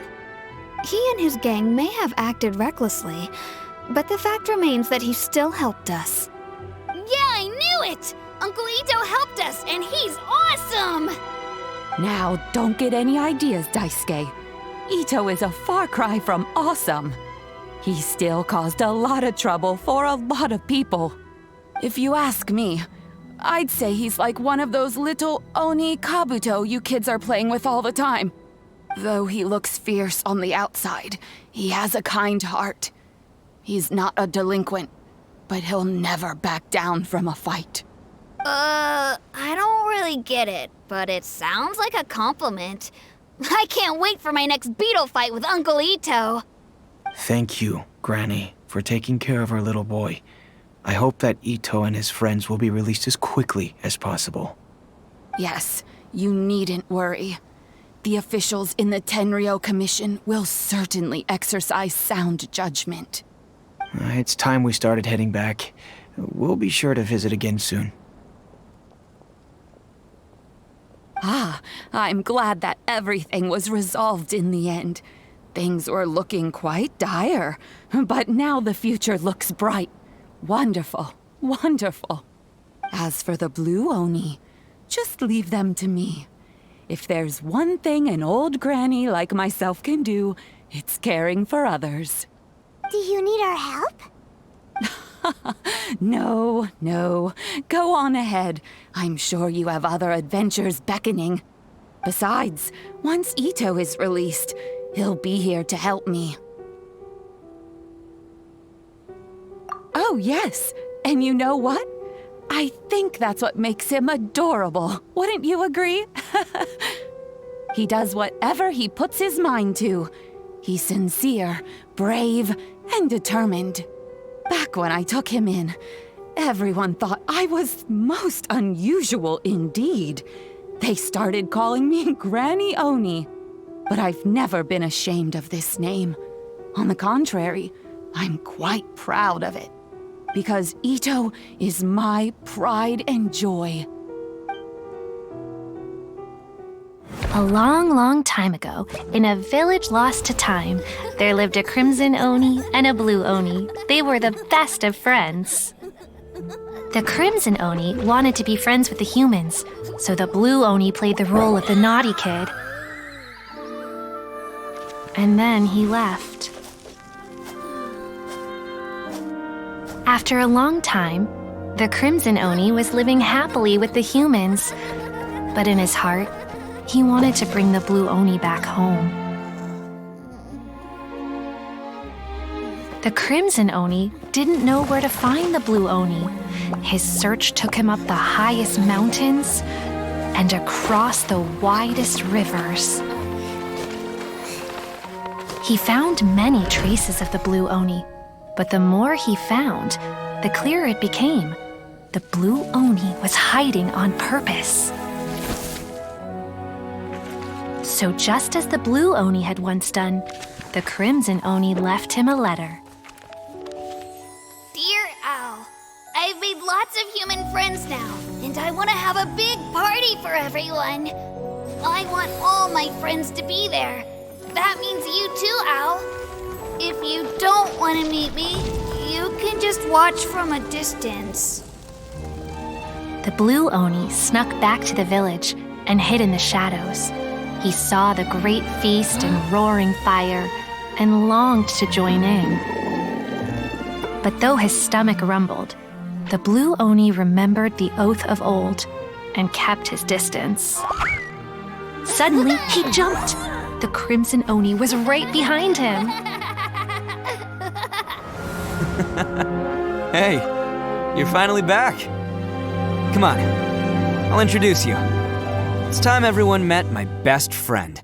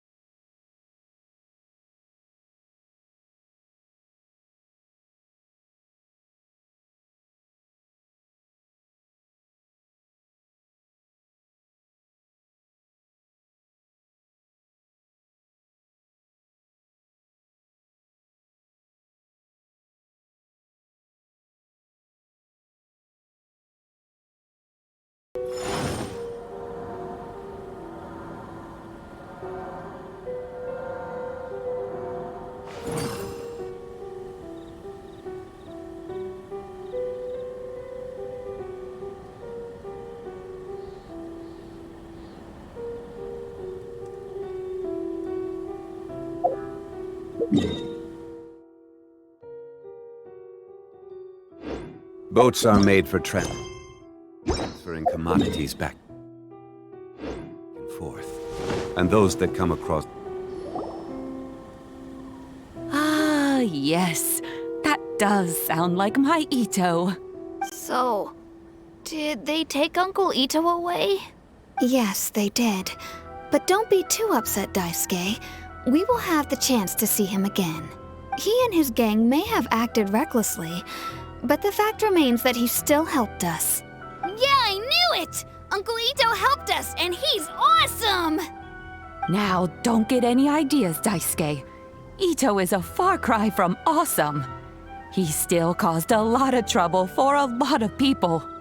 If you ask me, I'd say he's like one of those little Oni Kabuto you kids are playing with all the time. Though he looks fierce on the outside, he has a kind heart. He's not a delinquent, but he'll never back down from a fight. I don't really get it, but it sounds like a compliment. I can't wait for my next beetle fight with Uncle Ito. Thank you, Granny, for taking care of our little boy. I hope that Ito and his friends will be released as quickly as possible. Yes, you needn't worry. The officials in the Tenryo Commission will certainly exercise sound judgment. It's time we started heading back. We'll be sure to visit again soon. Ah, I'm glad that everything was resolved in the end. Things were looking quite dire, but now the future looks bright. Wonderful, wonderful. As for the Blue Oni, just leave them to me. If there's one thing an old granny like myself can do, it's caring for others. Do you need our help? No, no. Go on ahead. I'm sure you have other adventures beckoning. Besides, once Ito is released, he'll be here to help me. Oh, yes. And you know what? I think that's what makes him adorable. Wouldn't you agree? He does whatever he puts his mind to. He's sincere, brave, and determined. Back when I took him in, everyone thought I was most unusual indeed. They started calling me Granny Oni. But I've never been ashamed of this name. On the contrary, I'm quite proud of it. Because Ito is my pride and joy. A long, long time ago, in a village lost to time, there lived a Crimson Oni and a Blue Oni. They were the best of friends. The Crimson Oni wanted to be friends with the humans, so the Blue Oni played the role of the naughty kid. And then he left.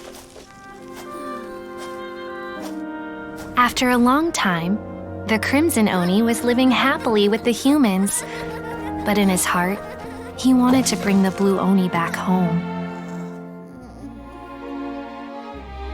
The Crimson Oni didn't know where to find the Blue Oni.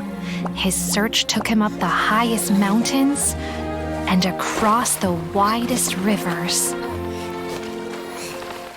He found many traces of the Blue Oni, but the more he found, the clearer it became. The Blue Oni was hiding on purpose. So just as the Blue Oni had once done, the Crimson Oni left him a letter. Dear Al, I've made lots of human friends now, and I want to have a big party for everyone. I want all my friends to be there. That means you too, Al. If you don't want to meet me, you can just watch from a distance. The Blue Oni snuck back to the village and hid in the shadows. He saw the great feast and roaring fire and longed to join in. But though his stomach rumbled, the Blue Oni remembered the oath of old and kept his distance. Suddenly, he jumped. The Crimson Oni was right behind him. Hey, you're finally back. Come on, I'll introduce you. It's time everyone met my best friend.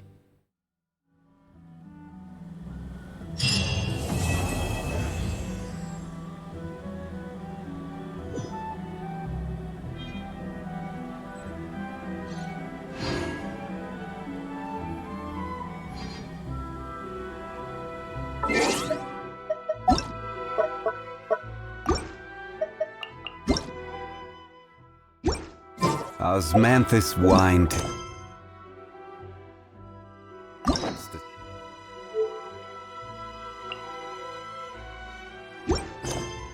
Same as I remember.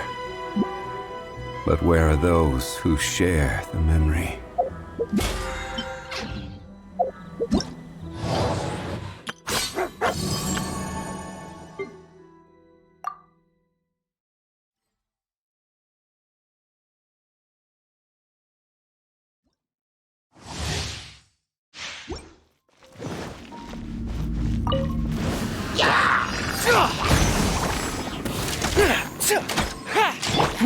Give up. I must leave no stone unturned. Dodge this! Press the advantage! Submit. It's nothing.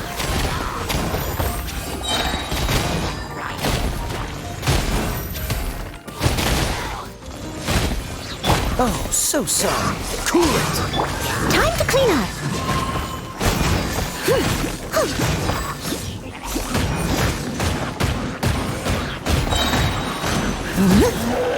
Leave it all to me. Rally!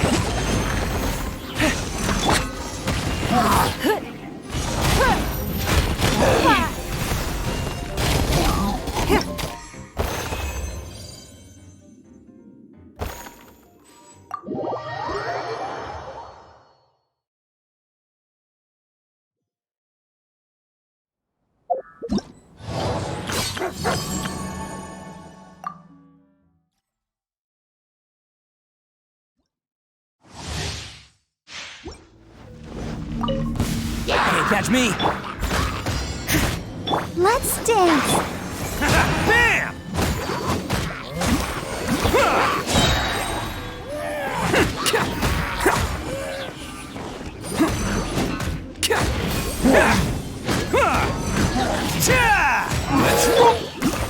As a dutiful maid would.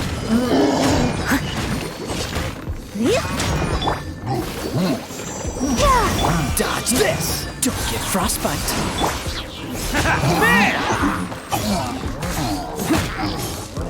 It's showtime!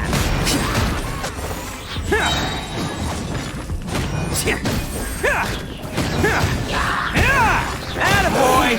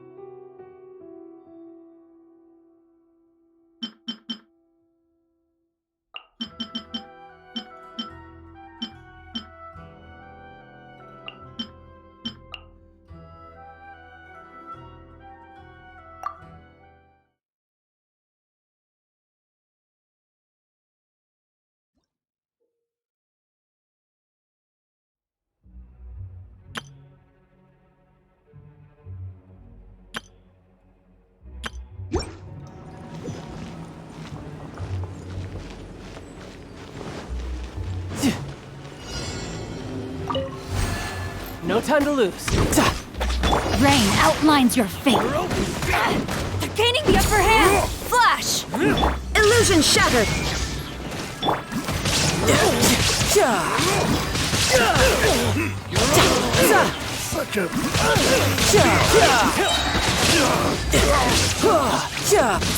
Shouldn't let your guard down.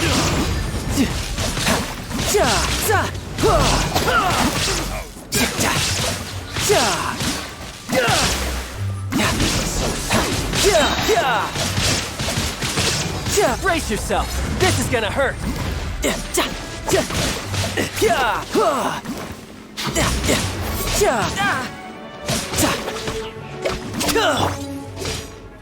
Quiver! There is no escape! Body and pit.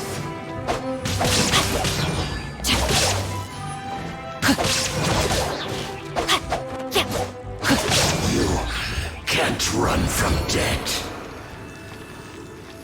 Time to act.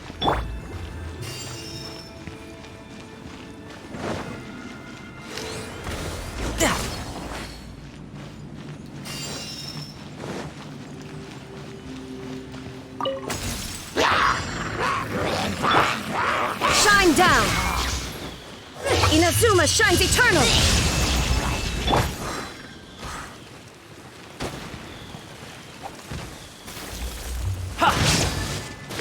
Shouldn't let your guard down.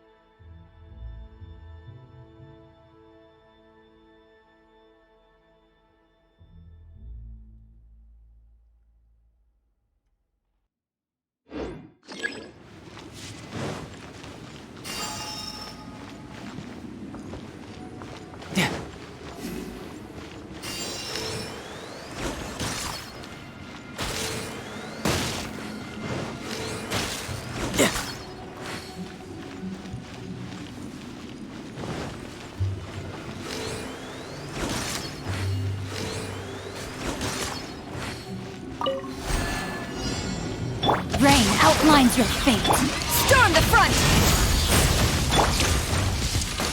Now you shall perish! You can run, but you can't hide. No time to... Let me weave you a verse.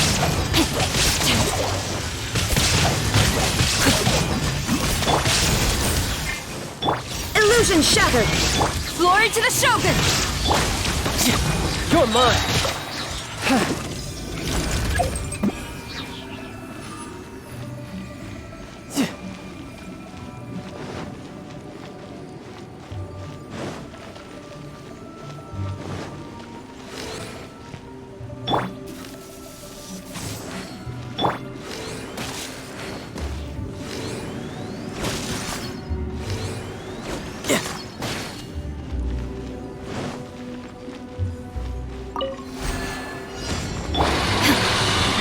No escape!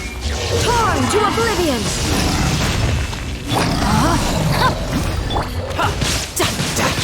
Brace yourself. This is gonna hurt.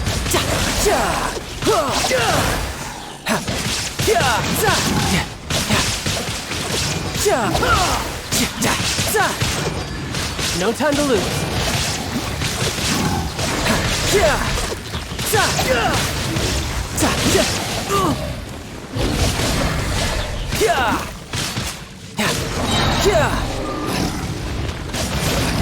Who's next?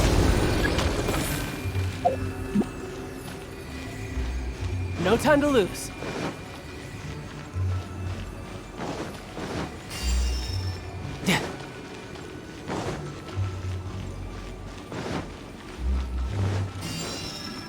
No time to lose.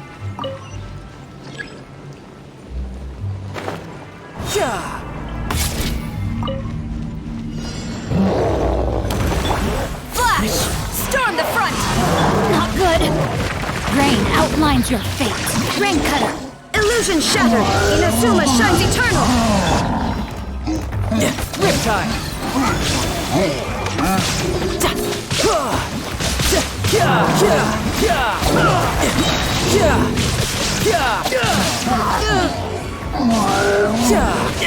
Amateur mistake. Shouldn't let your guard down. Witness the power of the wild. I'm quite impressed. To oblivion!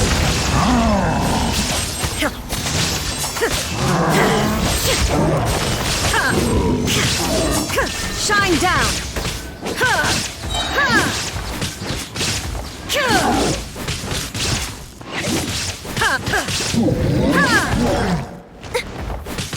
There is no escape!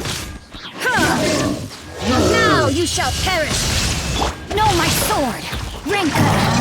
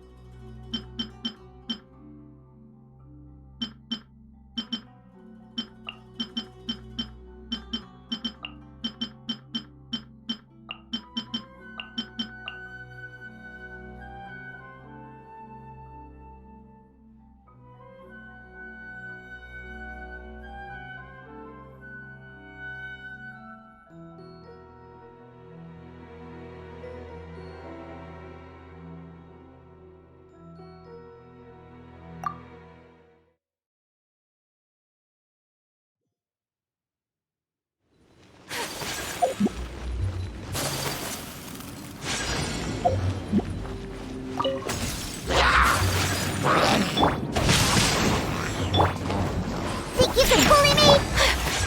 Yeah! My apologies!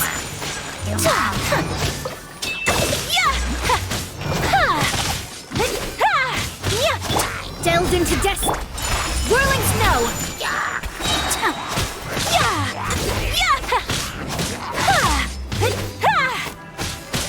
Shaken and stirred!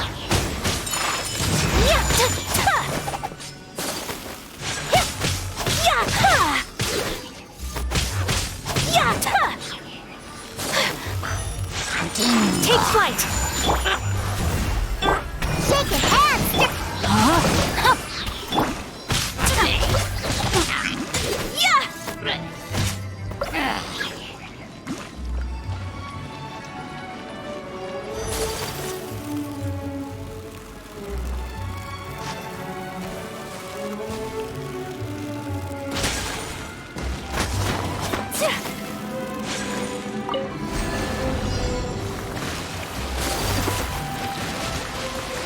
Look at you, Boozhound! Embrace the ice!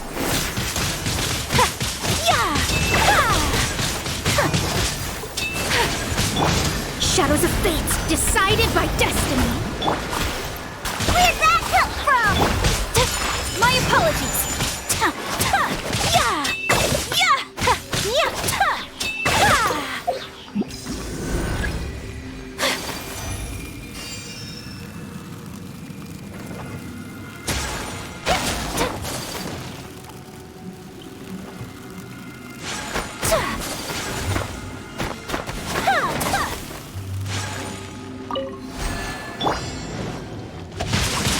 Let me weave you a verse. Sayonara special! Shaken and Whirling snow. Sakura swirl. Looks like I went too far. Should've been My opponent, we're here. Let me scry.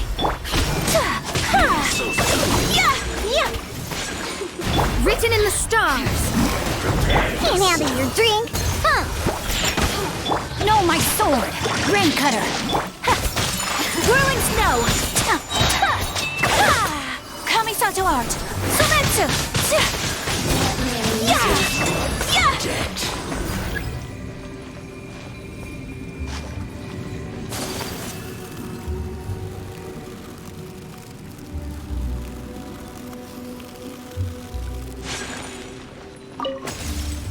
Let's get down to Delve business. into destiny. Witness the power of Gugwa. Now Take flight. Sakura swirl. to the very light blade.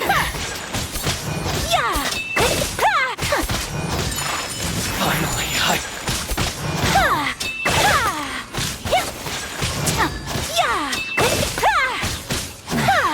The hunter.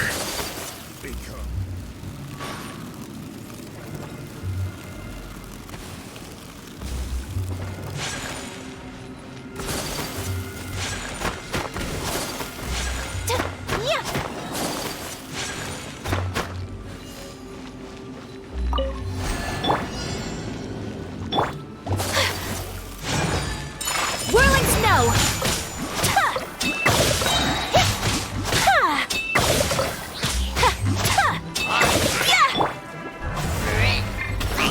Rain cutter. Kamisato art. Sumetsu.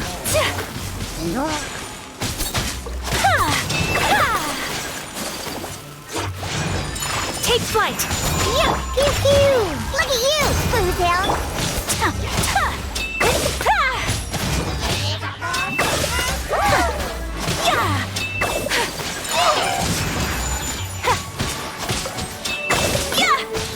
Witness the power of Gugwa, decided by destiny. My apologies.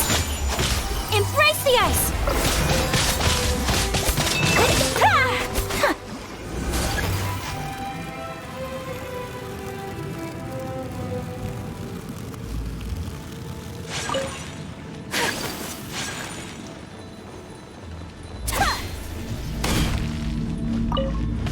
Behold! Shadows of fate, The written in the obey stars. be with you. Oh! Shaken and Hear stirred! the truth. Yeah! rain outlines your fate. Rain Cutter!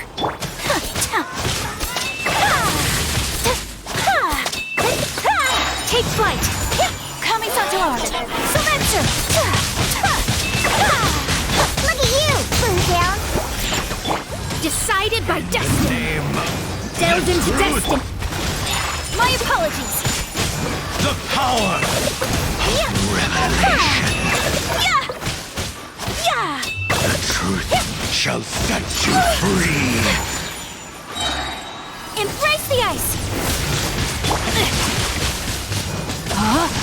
Grace be Let me upon you. Take flight! And hope find you. Witness the power of Gurwa! Fate is upon you! Hear ye the word of joy.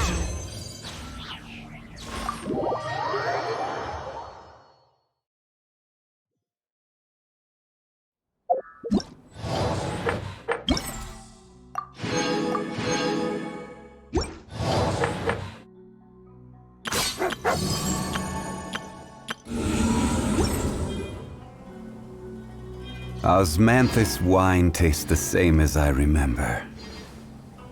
But where are those who share the memory?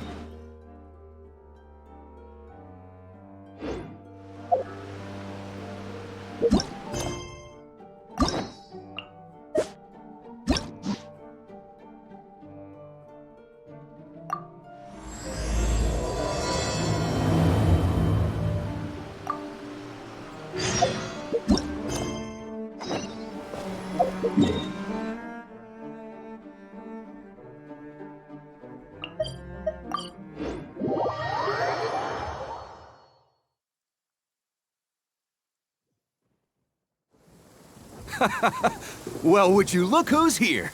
Looks like it's going to be a day to remember. Guys, look who the sea washed up! Ahoy there, traveler! So Captain really did invite you to join the homecoming celebration. Hey, I heard that you took care of another crisis while you were in Inazuma. Are the rumors true? That's what I heard, too. Thanks to you, Inazuma's Vision Hunt decree was finally put to an end. Well done, traveler. Captain's got quite the eye for people. She said she was sure that your trip to Inazuma would stir up some waves. And sure enough...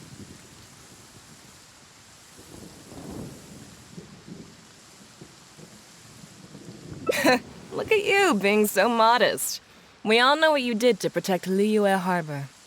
I've heard that they tell stories about you in Mondstadt, too. The honorary knight. Pretty impressive.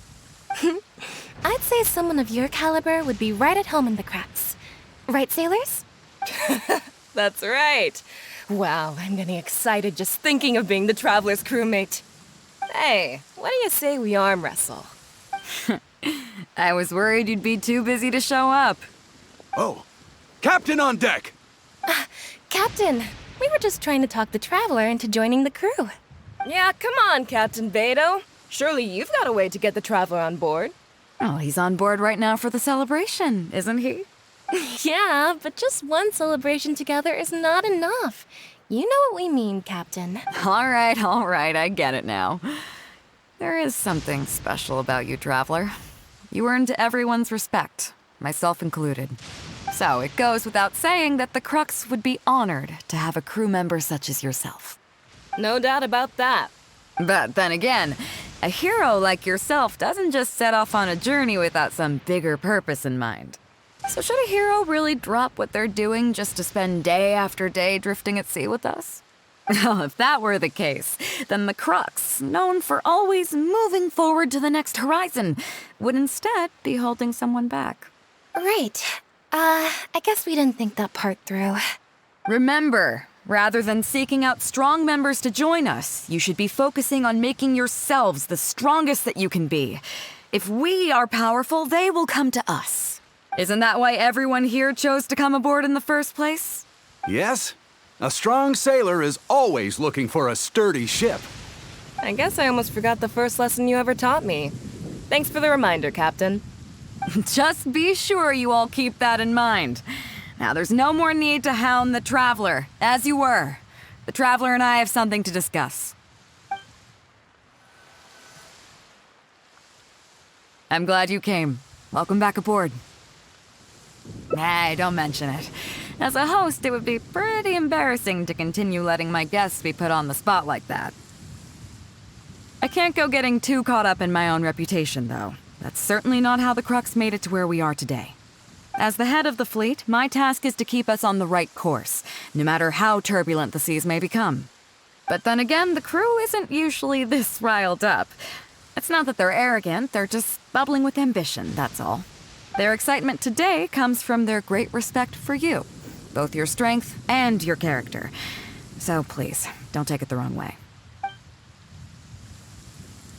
Oh, is that so? Well, it just so happens that we're doing some recruitment and training for new crew members while we're back. It'll be a first-rate chance to learn the life of a sailor. Since you're interested, why don't you come along and experience a sailor's life firsthand? I'm curious to see if you'll take the sea by storm in the same way you have on land. Good, come with me. I've got something interesting for you to see.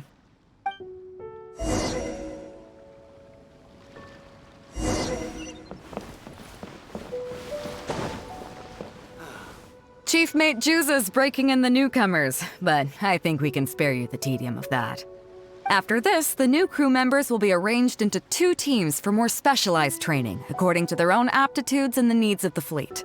One team will learn comprehensive survival skills, including maritime emergency rescue, marine meteorology, psychological counseling, and so on. They will serve as the support team for the fleet, ensuring safe navigation. That's why we call them the Shield of the Crux.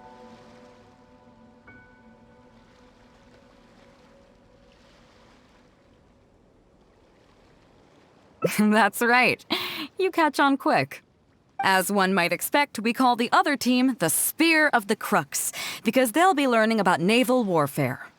They'll make up the armed portion of our crew. Also, they're responsible for handling the fleet's cargo deals. So, what do you think? Which team is for you?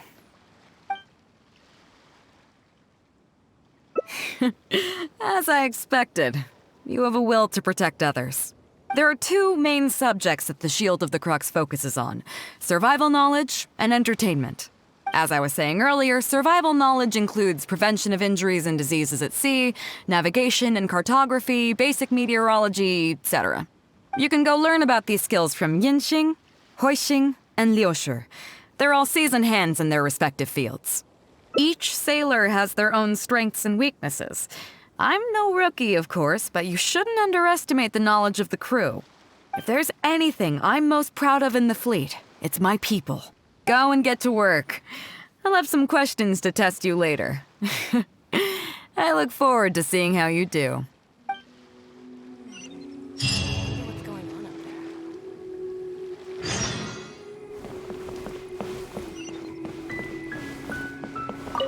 Hello, traveler. I'm Yinxing, the Crux's surgeon at sea. Whenever a sailor has a health problem, they come to me.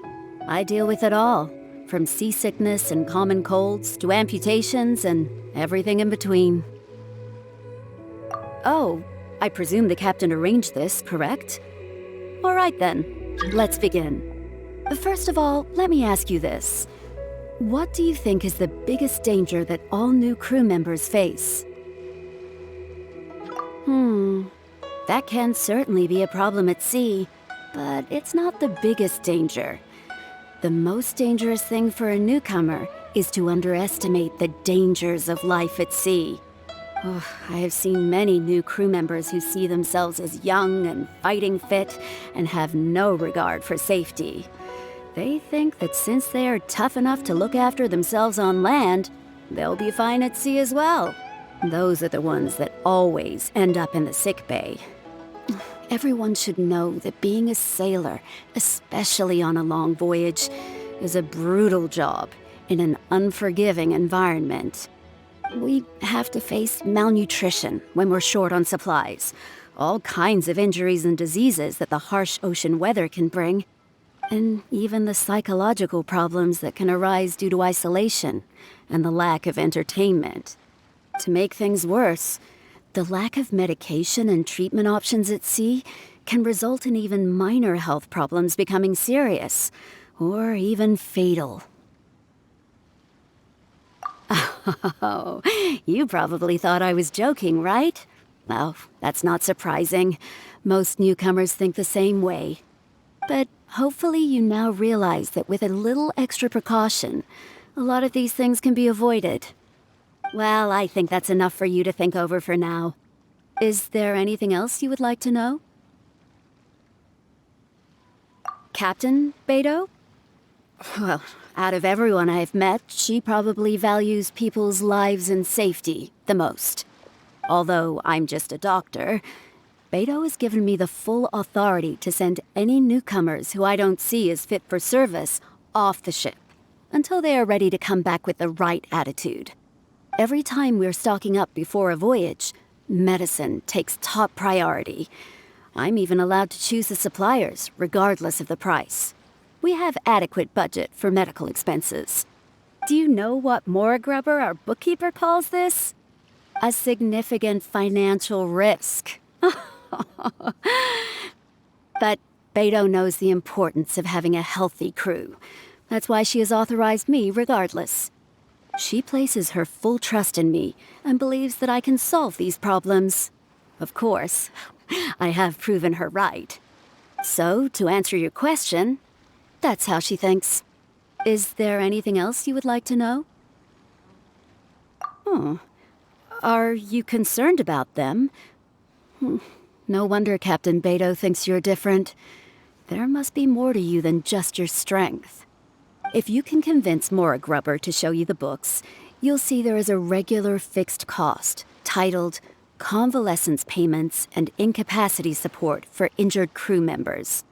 Regardless of the fleet's income, those who have fought alongside us will certainly receive their compensation every year.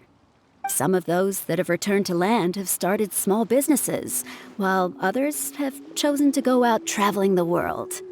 The money is intended to allow them to live their lives as freely as possible. I'm sure being based on land helps a lot with that too. Still, we can't pretend like it solves everything. They call them life-changing injuries for a reason, you know. But if nothing else, it's good to know that while Captain Beidou is in charge of the Crux, no one will get forgotten. Is there anything else you would like to know? Well, my pleasure. Okay, let's leave it there then. Be sure to take good care of your health.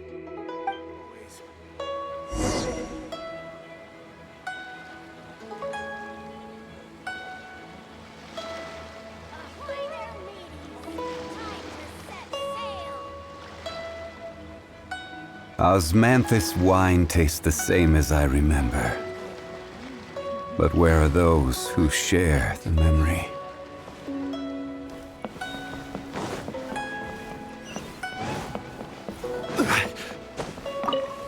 Sorry about earlier, Traveler. We were so caught up on getting you to join the fleet that we didn't notice we were going a little overboard. Good thing the captain stepped in. Oh! Well, in that case, you have come to the right person. I'm not just blowing smoke. You're looking at the most talented navigator in Liyue Harbor. I'll start by introducing some chart reading essentials for new sailors. Feel free to interrupt if you have any questions. Let's start with what to look for when you get a set of complicated charts. First, you should always look at any indicated shorelines, islands or reefs, water depths, hydrological conditions, and other hazards. With these features in mind, you can answer the basic question of, can I chart a safe course through this area? Visually, nautical charts are a little unique. Unlike land maps, most charts do not have a fixed scale, which means that it can be hard to precisely determine the exact distance between 2 points. The most advanced nautical charts come with a supplementary chart, which has different colored lines marked on it to indicate distances. It's worth mentioning that under my direction, the Crux is using these advanced kinds of charts.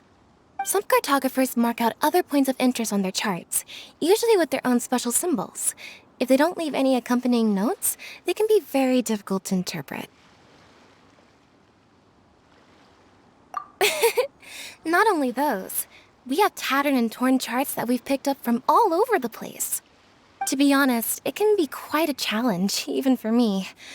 Some of these charts are really old and have symbols that I've never seen before. But if we don't decipher them, we will certainly miss many secrets of the sea. Fortunately, we have the captain with us.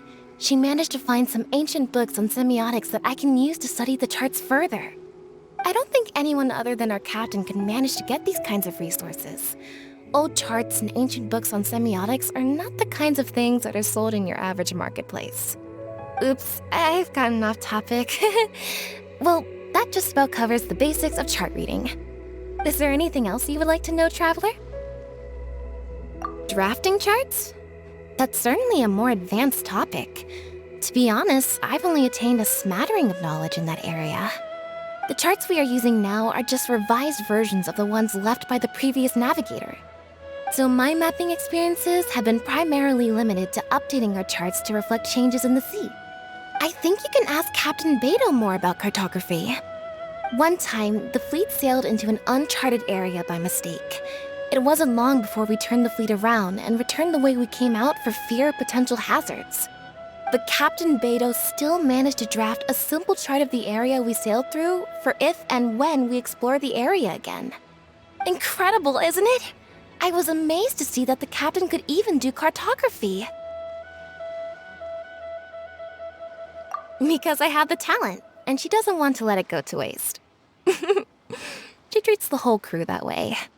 I initially had the same question myself. After all, in many fleets, the captain also works as a navigator. I couldn't understand her reasoning at the time, so I asked her. She just laughed and told me to wise up, saying that even Rex Lapis never fights alone. She wants everyone on board to master their role, so that the crux is not floating on her alone. That way, if the day ever comes when she's no longer with the fleet, we will still be able to sail onward without her. Captain Beto may seem aloof and even act careless sometimes, but the truth is that she's very considerate of everyone on board. Is there anything else you would like to know, Traveler? My pleasure. A friend of Captain Beto is a friend of mine.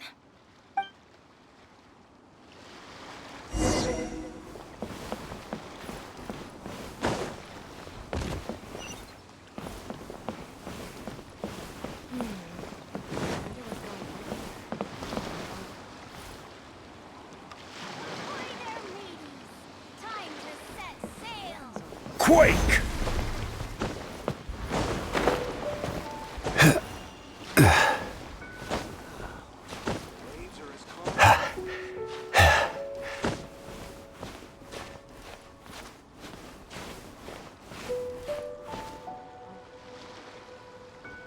Crumble!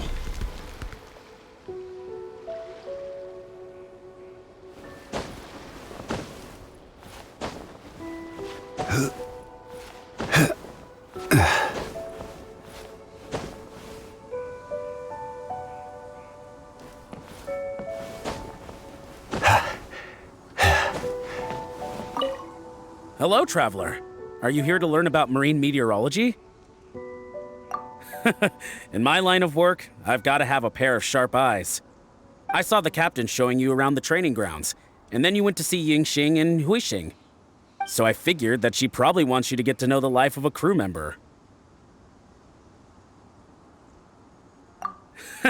Okay, let's get started. First, I'll introduce you to the basics of meteorology. Marine meteorology basically means keeping tabs on the weather as well as other ocean phenomena, so things like sea fog, storm surges, water spouts, and so on. These are all potential threats to safe navigation. Luckily, whatever weather might be coming up, there's always some kind of sign that gives it away in advance. Take water spouts, for example. They're caused by high-speed rotating winds on the surface of the ocean. They can engulf large ships and do immense damage. But if you know that water spouts can only form in an environment with high temperature, high humidity, and large clouds, then you can be well prepared. You will be even more alert if you also know that the presence of winds blowing in opposite directions, with a significant difference in speed, is a direct precursor to the formation of waterspouts. And most importantly, if you spot a small white vortex emerging from the clouds, you should immediately notify the crew to steer clear of what's ahead. So there you go. Those are the warning signs of waterspouts. I am proud to say that over the years, I haven't let a single one sneak up on my watch. Well, I'm good at reading the sea, but I'm not as good as the captain when it comes to reading people. Do you know the small fishing village next to Wangshuin? I heard that when Captain was a kid, she worked there fishing with the adults. Later, she made her way to the harbor where she struggled to make a living. Managing to survive in an environment like that as a kid is solid proof of the captain's capabilities. If it wasn't for her, I never would have dreamed of taking this job. She gave me confidence and told me I could do it. You may not have heard, but I'm best known outside the Crux fleet for a slightly infamous story involving me, third-round knockout, and a few too many.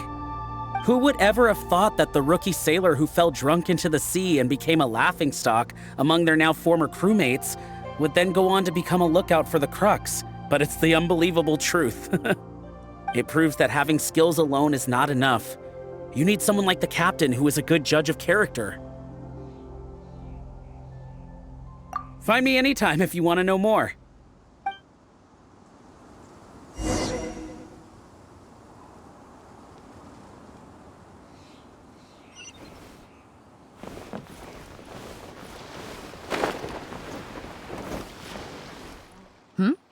So you've already finished talking to the crew, huh?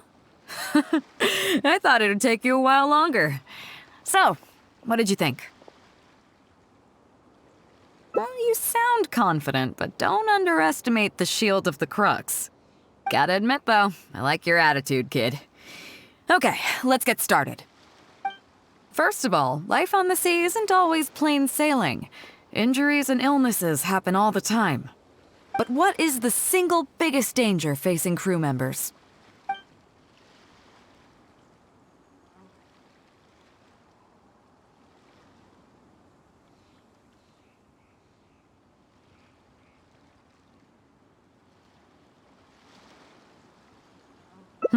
Is that your final answer?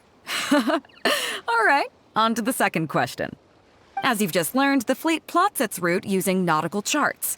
The charts used by the Crux have additional charts attached. The supplementary chart has lots of lines in various colors for added reference. What is the purpose of these lines?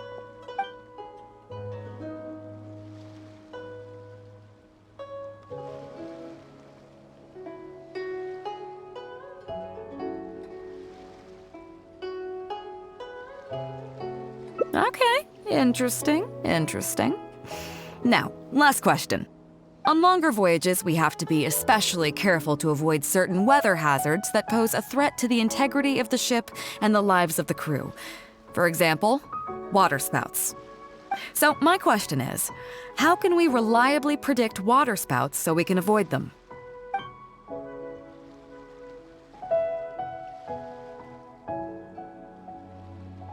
Okay, those are all my questions. Do you want to know how you did? Congratulations, you... wait a second, you didn't pass. Were my questions too difficult? They didn't seem to be all that hard.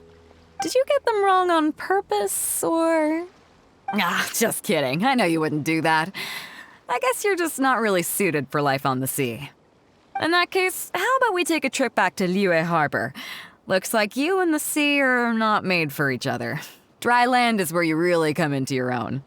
I've actually been hoping for the chance to give you an insider look at how some of the Crux's important business is conducted. Ahoy there, mateys! Time to set sail!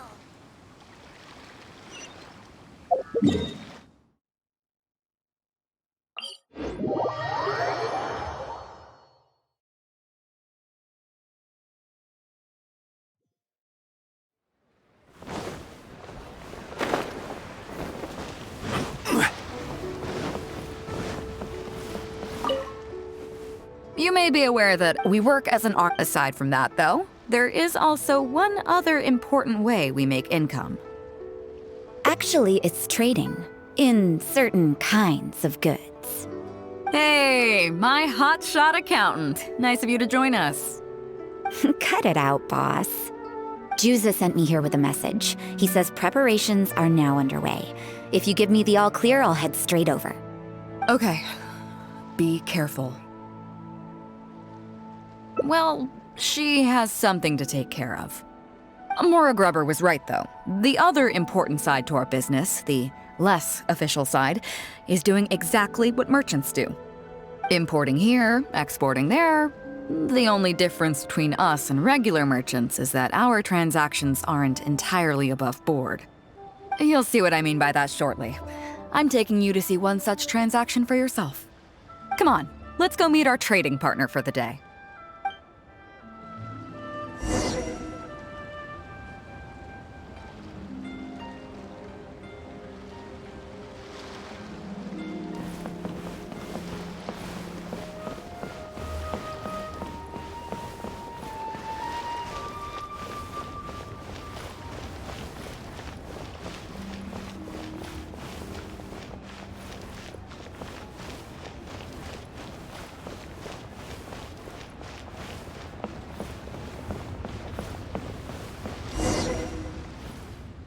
Fresh seafood! Fresh seafood! Catch it while you can!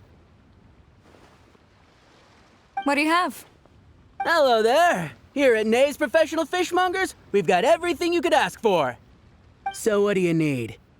I want a bass head with all the teeth removed. If there's a single tooth in there, I don't want it. Ah! You know bass have pharyngeal teeth, right? In the throat? How do you expect me to get all those out? Then I'll have a bass trunk with 2 swim bladders. Again, if it's short by 1 swim bladder, it's not the bass I want. You're not making this easy for me. 1 bass means 1 swim bladder. Afraid that's not up to me. Okay, then I'll take a bass tail with scales that are yellow on the outside, black on the inside. Also, it's gotta have a total of 81 scales, that's 7 times 7, no more, no less. What kind of fish scales are yellow outside and black inside? You sure this is a fish you're talking about? In any case, you can try all you want, but 7 times 7 is never gonna get you 81. Pardon my asking, but you're not a fish expert, are you? I'm sorry, ma'am, but I'm afraid I don't have any of the things you're looking for. Look, I'm a professional. So are most of the people I serve. I can accommodate anything they ask for. Seems you two are amateurs. So I'm sorry, but you'll have to go someplace else. Anywhere you'd recommend? Like I said, Nay's Professional Fishmongers is for professionals. For amateurs, the place to go to would be Wise Amateur Fishmongers. I bet you're wondering why that guy was saying he didn't have what we wanted. That was just the first step in the transaction to confirm our identity. The real deal will come later.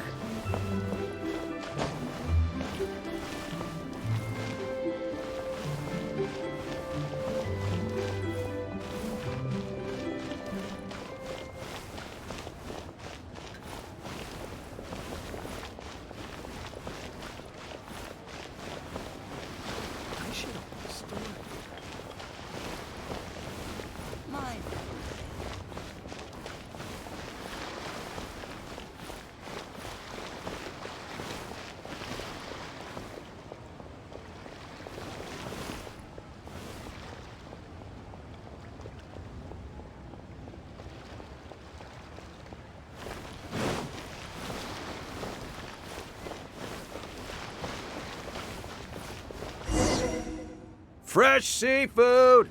Fresh seafood! Come take a look! Is this Wise Amateur Fishmongers? That's the one. We have all kinds of amateur stuff here. The more amateur, the more of it we got. What would you like? We'd like a bass head. No problem. Ours are all toothless, mind you. And a bass trunk. Oh, no problem. I'll stick an extra swim bladder in there for you. On the house. And a tail. Sure thing. I'll paint the scales yellow on the outside and black on the inside, so you can tell at a glance, this ain't no ordinary fishtail. If it's 7 times 7 you want, I can do you 81, 138, or even 648. It's up to you. Great. I like your style. We have a deal. I appreciate your patronage. Please, take your order to our warehouse manager over there. A real amateur if I've ever met one. Proud to have you as a customer. No, we don't have the fish here. All fish sold at Wise Amateur Fishmongers are still swimming in the sea. Once we get the order in from the customer, we go fish it out for them. The warehouse handles that side of things. Pay first, then we bring you the goods. That way you get the freshest catch.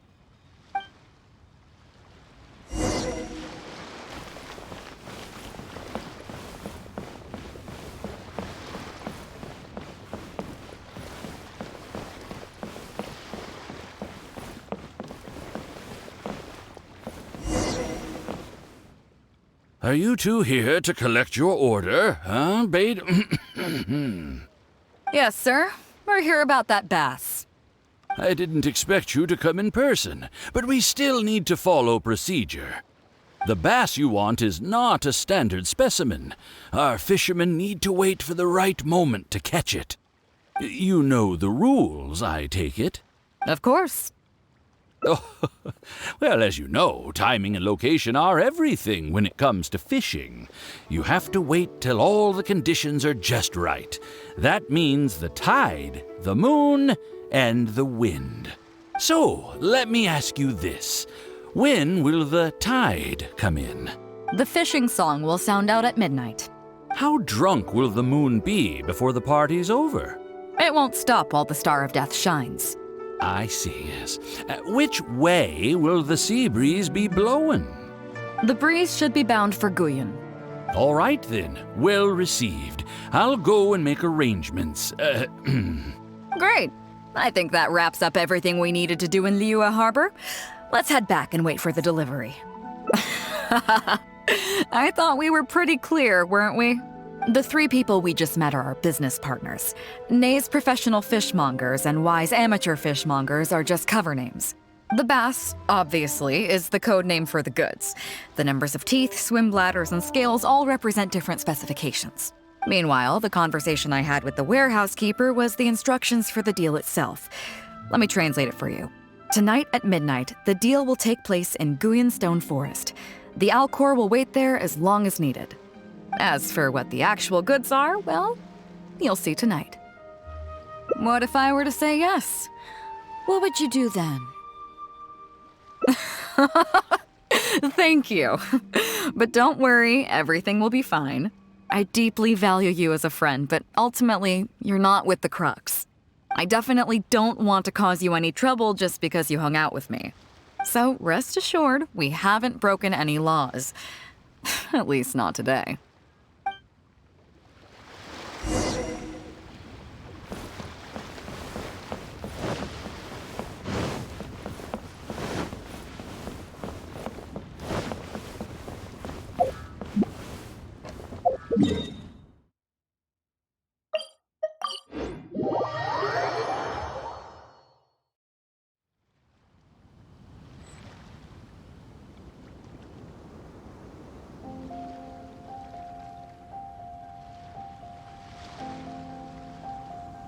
Where do you want to go next? If you'd like to see Liyue's tourist spots, I have a few references.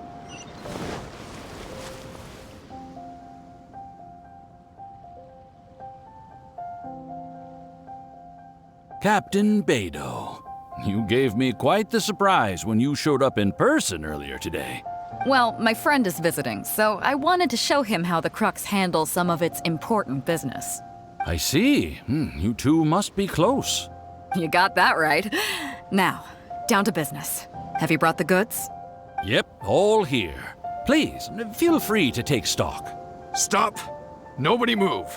We have received certain information pertaining to a potential illegal business transaction at this location. Apologies, Captain Beidou, but I'm going to need to inspect those goods. Oh? An illegal business transaction, you say? Well, all the goods are here. If you have any suspicions, please inspect them at your leisure. Captain, everything's been checked. It's just a bunch of potatoes, flour, and so on. And all the paperwork checks out too. Huh? Everything's been checked thrice over. There's not a single contraband item here. The paperwork was approved by the Ministry of Civil Affairs and the tax declarations are all in order. Looks like you've managed to clear everything up. I suppose we can put this down as a simple misunderstanding. Yes, apologies. This was a mistake on our end. Come on, let's go. Bravo, Captain Beidou. This was rather ingenious. Seems like your friend still has a little catching up to do. I know you have a lot of questions. Come on, take a walk with me and I'll lay it all out for you. Well, I'll leave you both to it. Captain Beidou, I look forward to doing business with you again. Take care. You probably thought that there was some sort of nefarious business going on behind all the secrecy today. The truth is, that was exactly what I wanted the Ministry of Civil Affairs to believe. What you might not know is that I, as the leader of the Crux Fleet, and you, the great hero of Liyue Harbor, have both been on the Ministry of Civil Affairs watch list for a long time. In other words, whenever you or I crop up in Liyue Harbor, it almost always draws their attention. Not that there's any animosity behind it, mind you. In their words, it's a security precaution to prevent people like us from causing unnecessary trouble. Oh, I have no qualms about that. They're just doing their job, keeping the land safe. But how does that saying go again? Ah, yes. Sometimes the closer you are to something, the less you can see. Did you figure it out yet? That's right. Maura Grubber, the accountant. With you, me, and a few sacks of potatoes and flour serving as a front, the deal she's overseeing on her end should go off without a hitch. After all, the Ministry of Civil Affairs sent the Millilith to us. Looking at the time, it should be any second now. Look, that's the signal.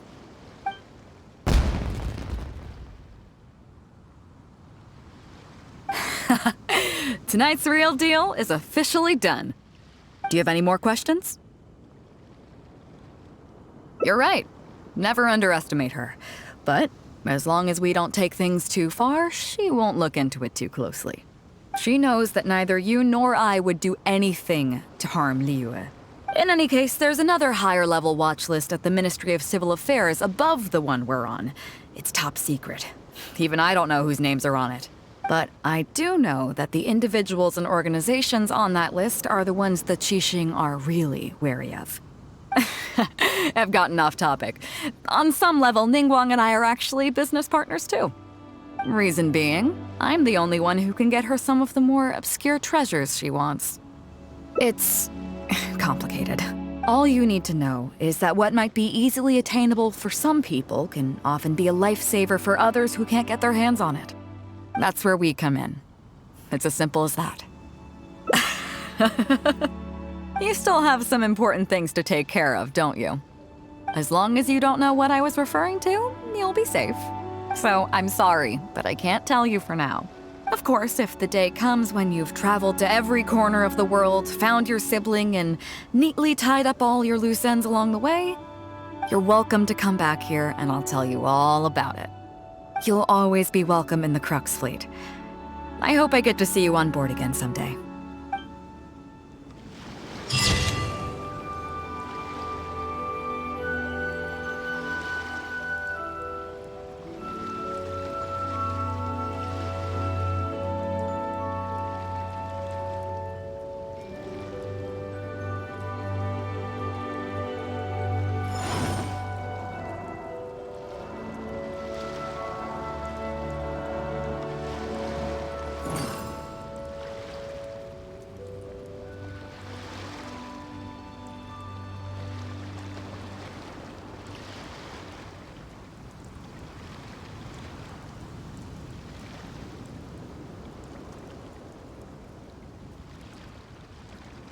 Every journey has its final day.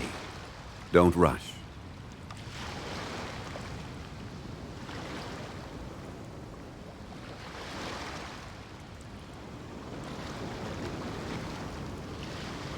Osmanthus wine tastes the same as I remember. But where are those who share the memory?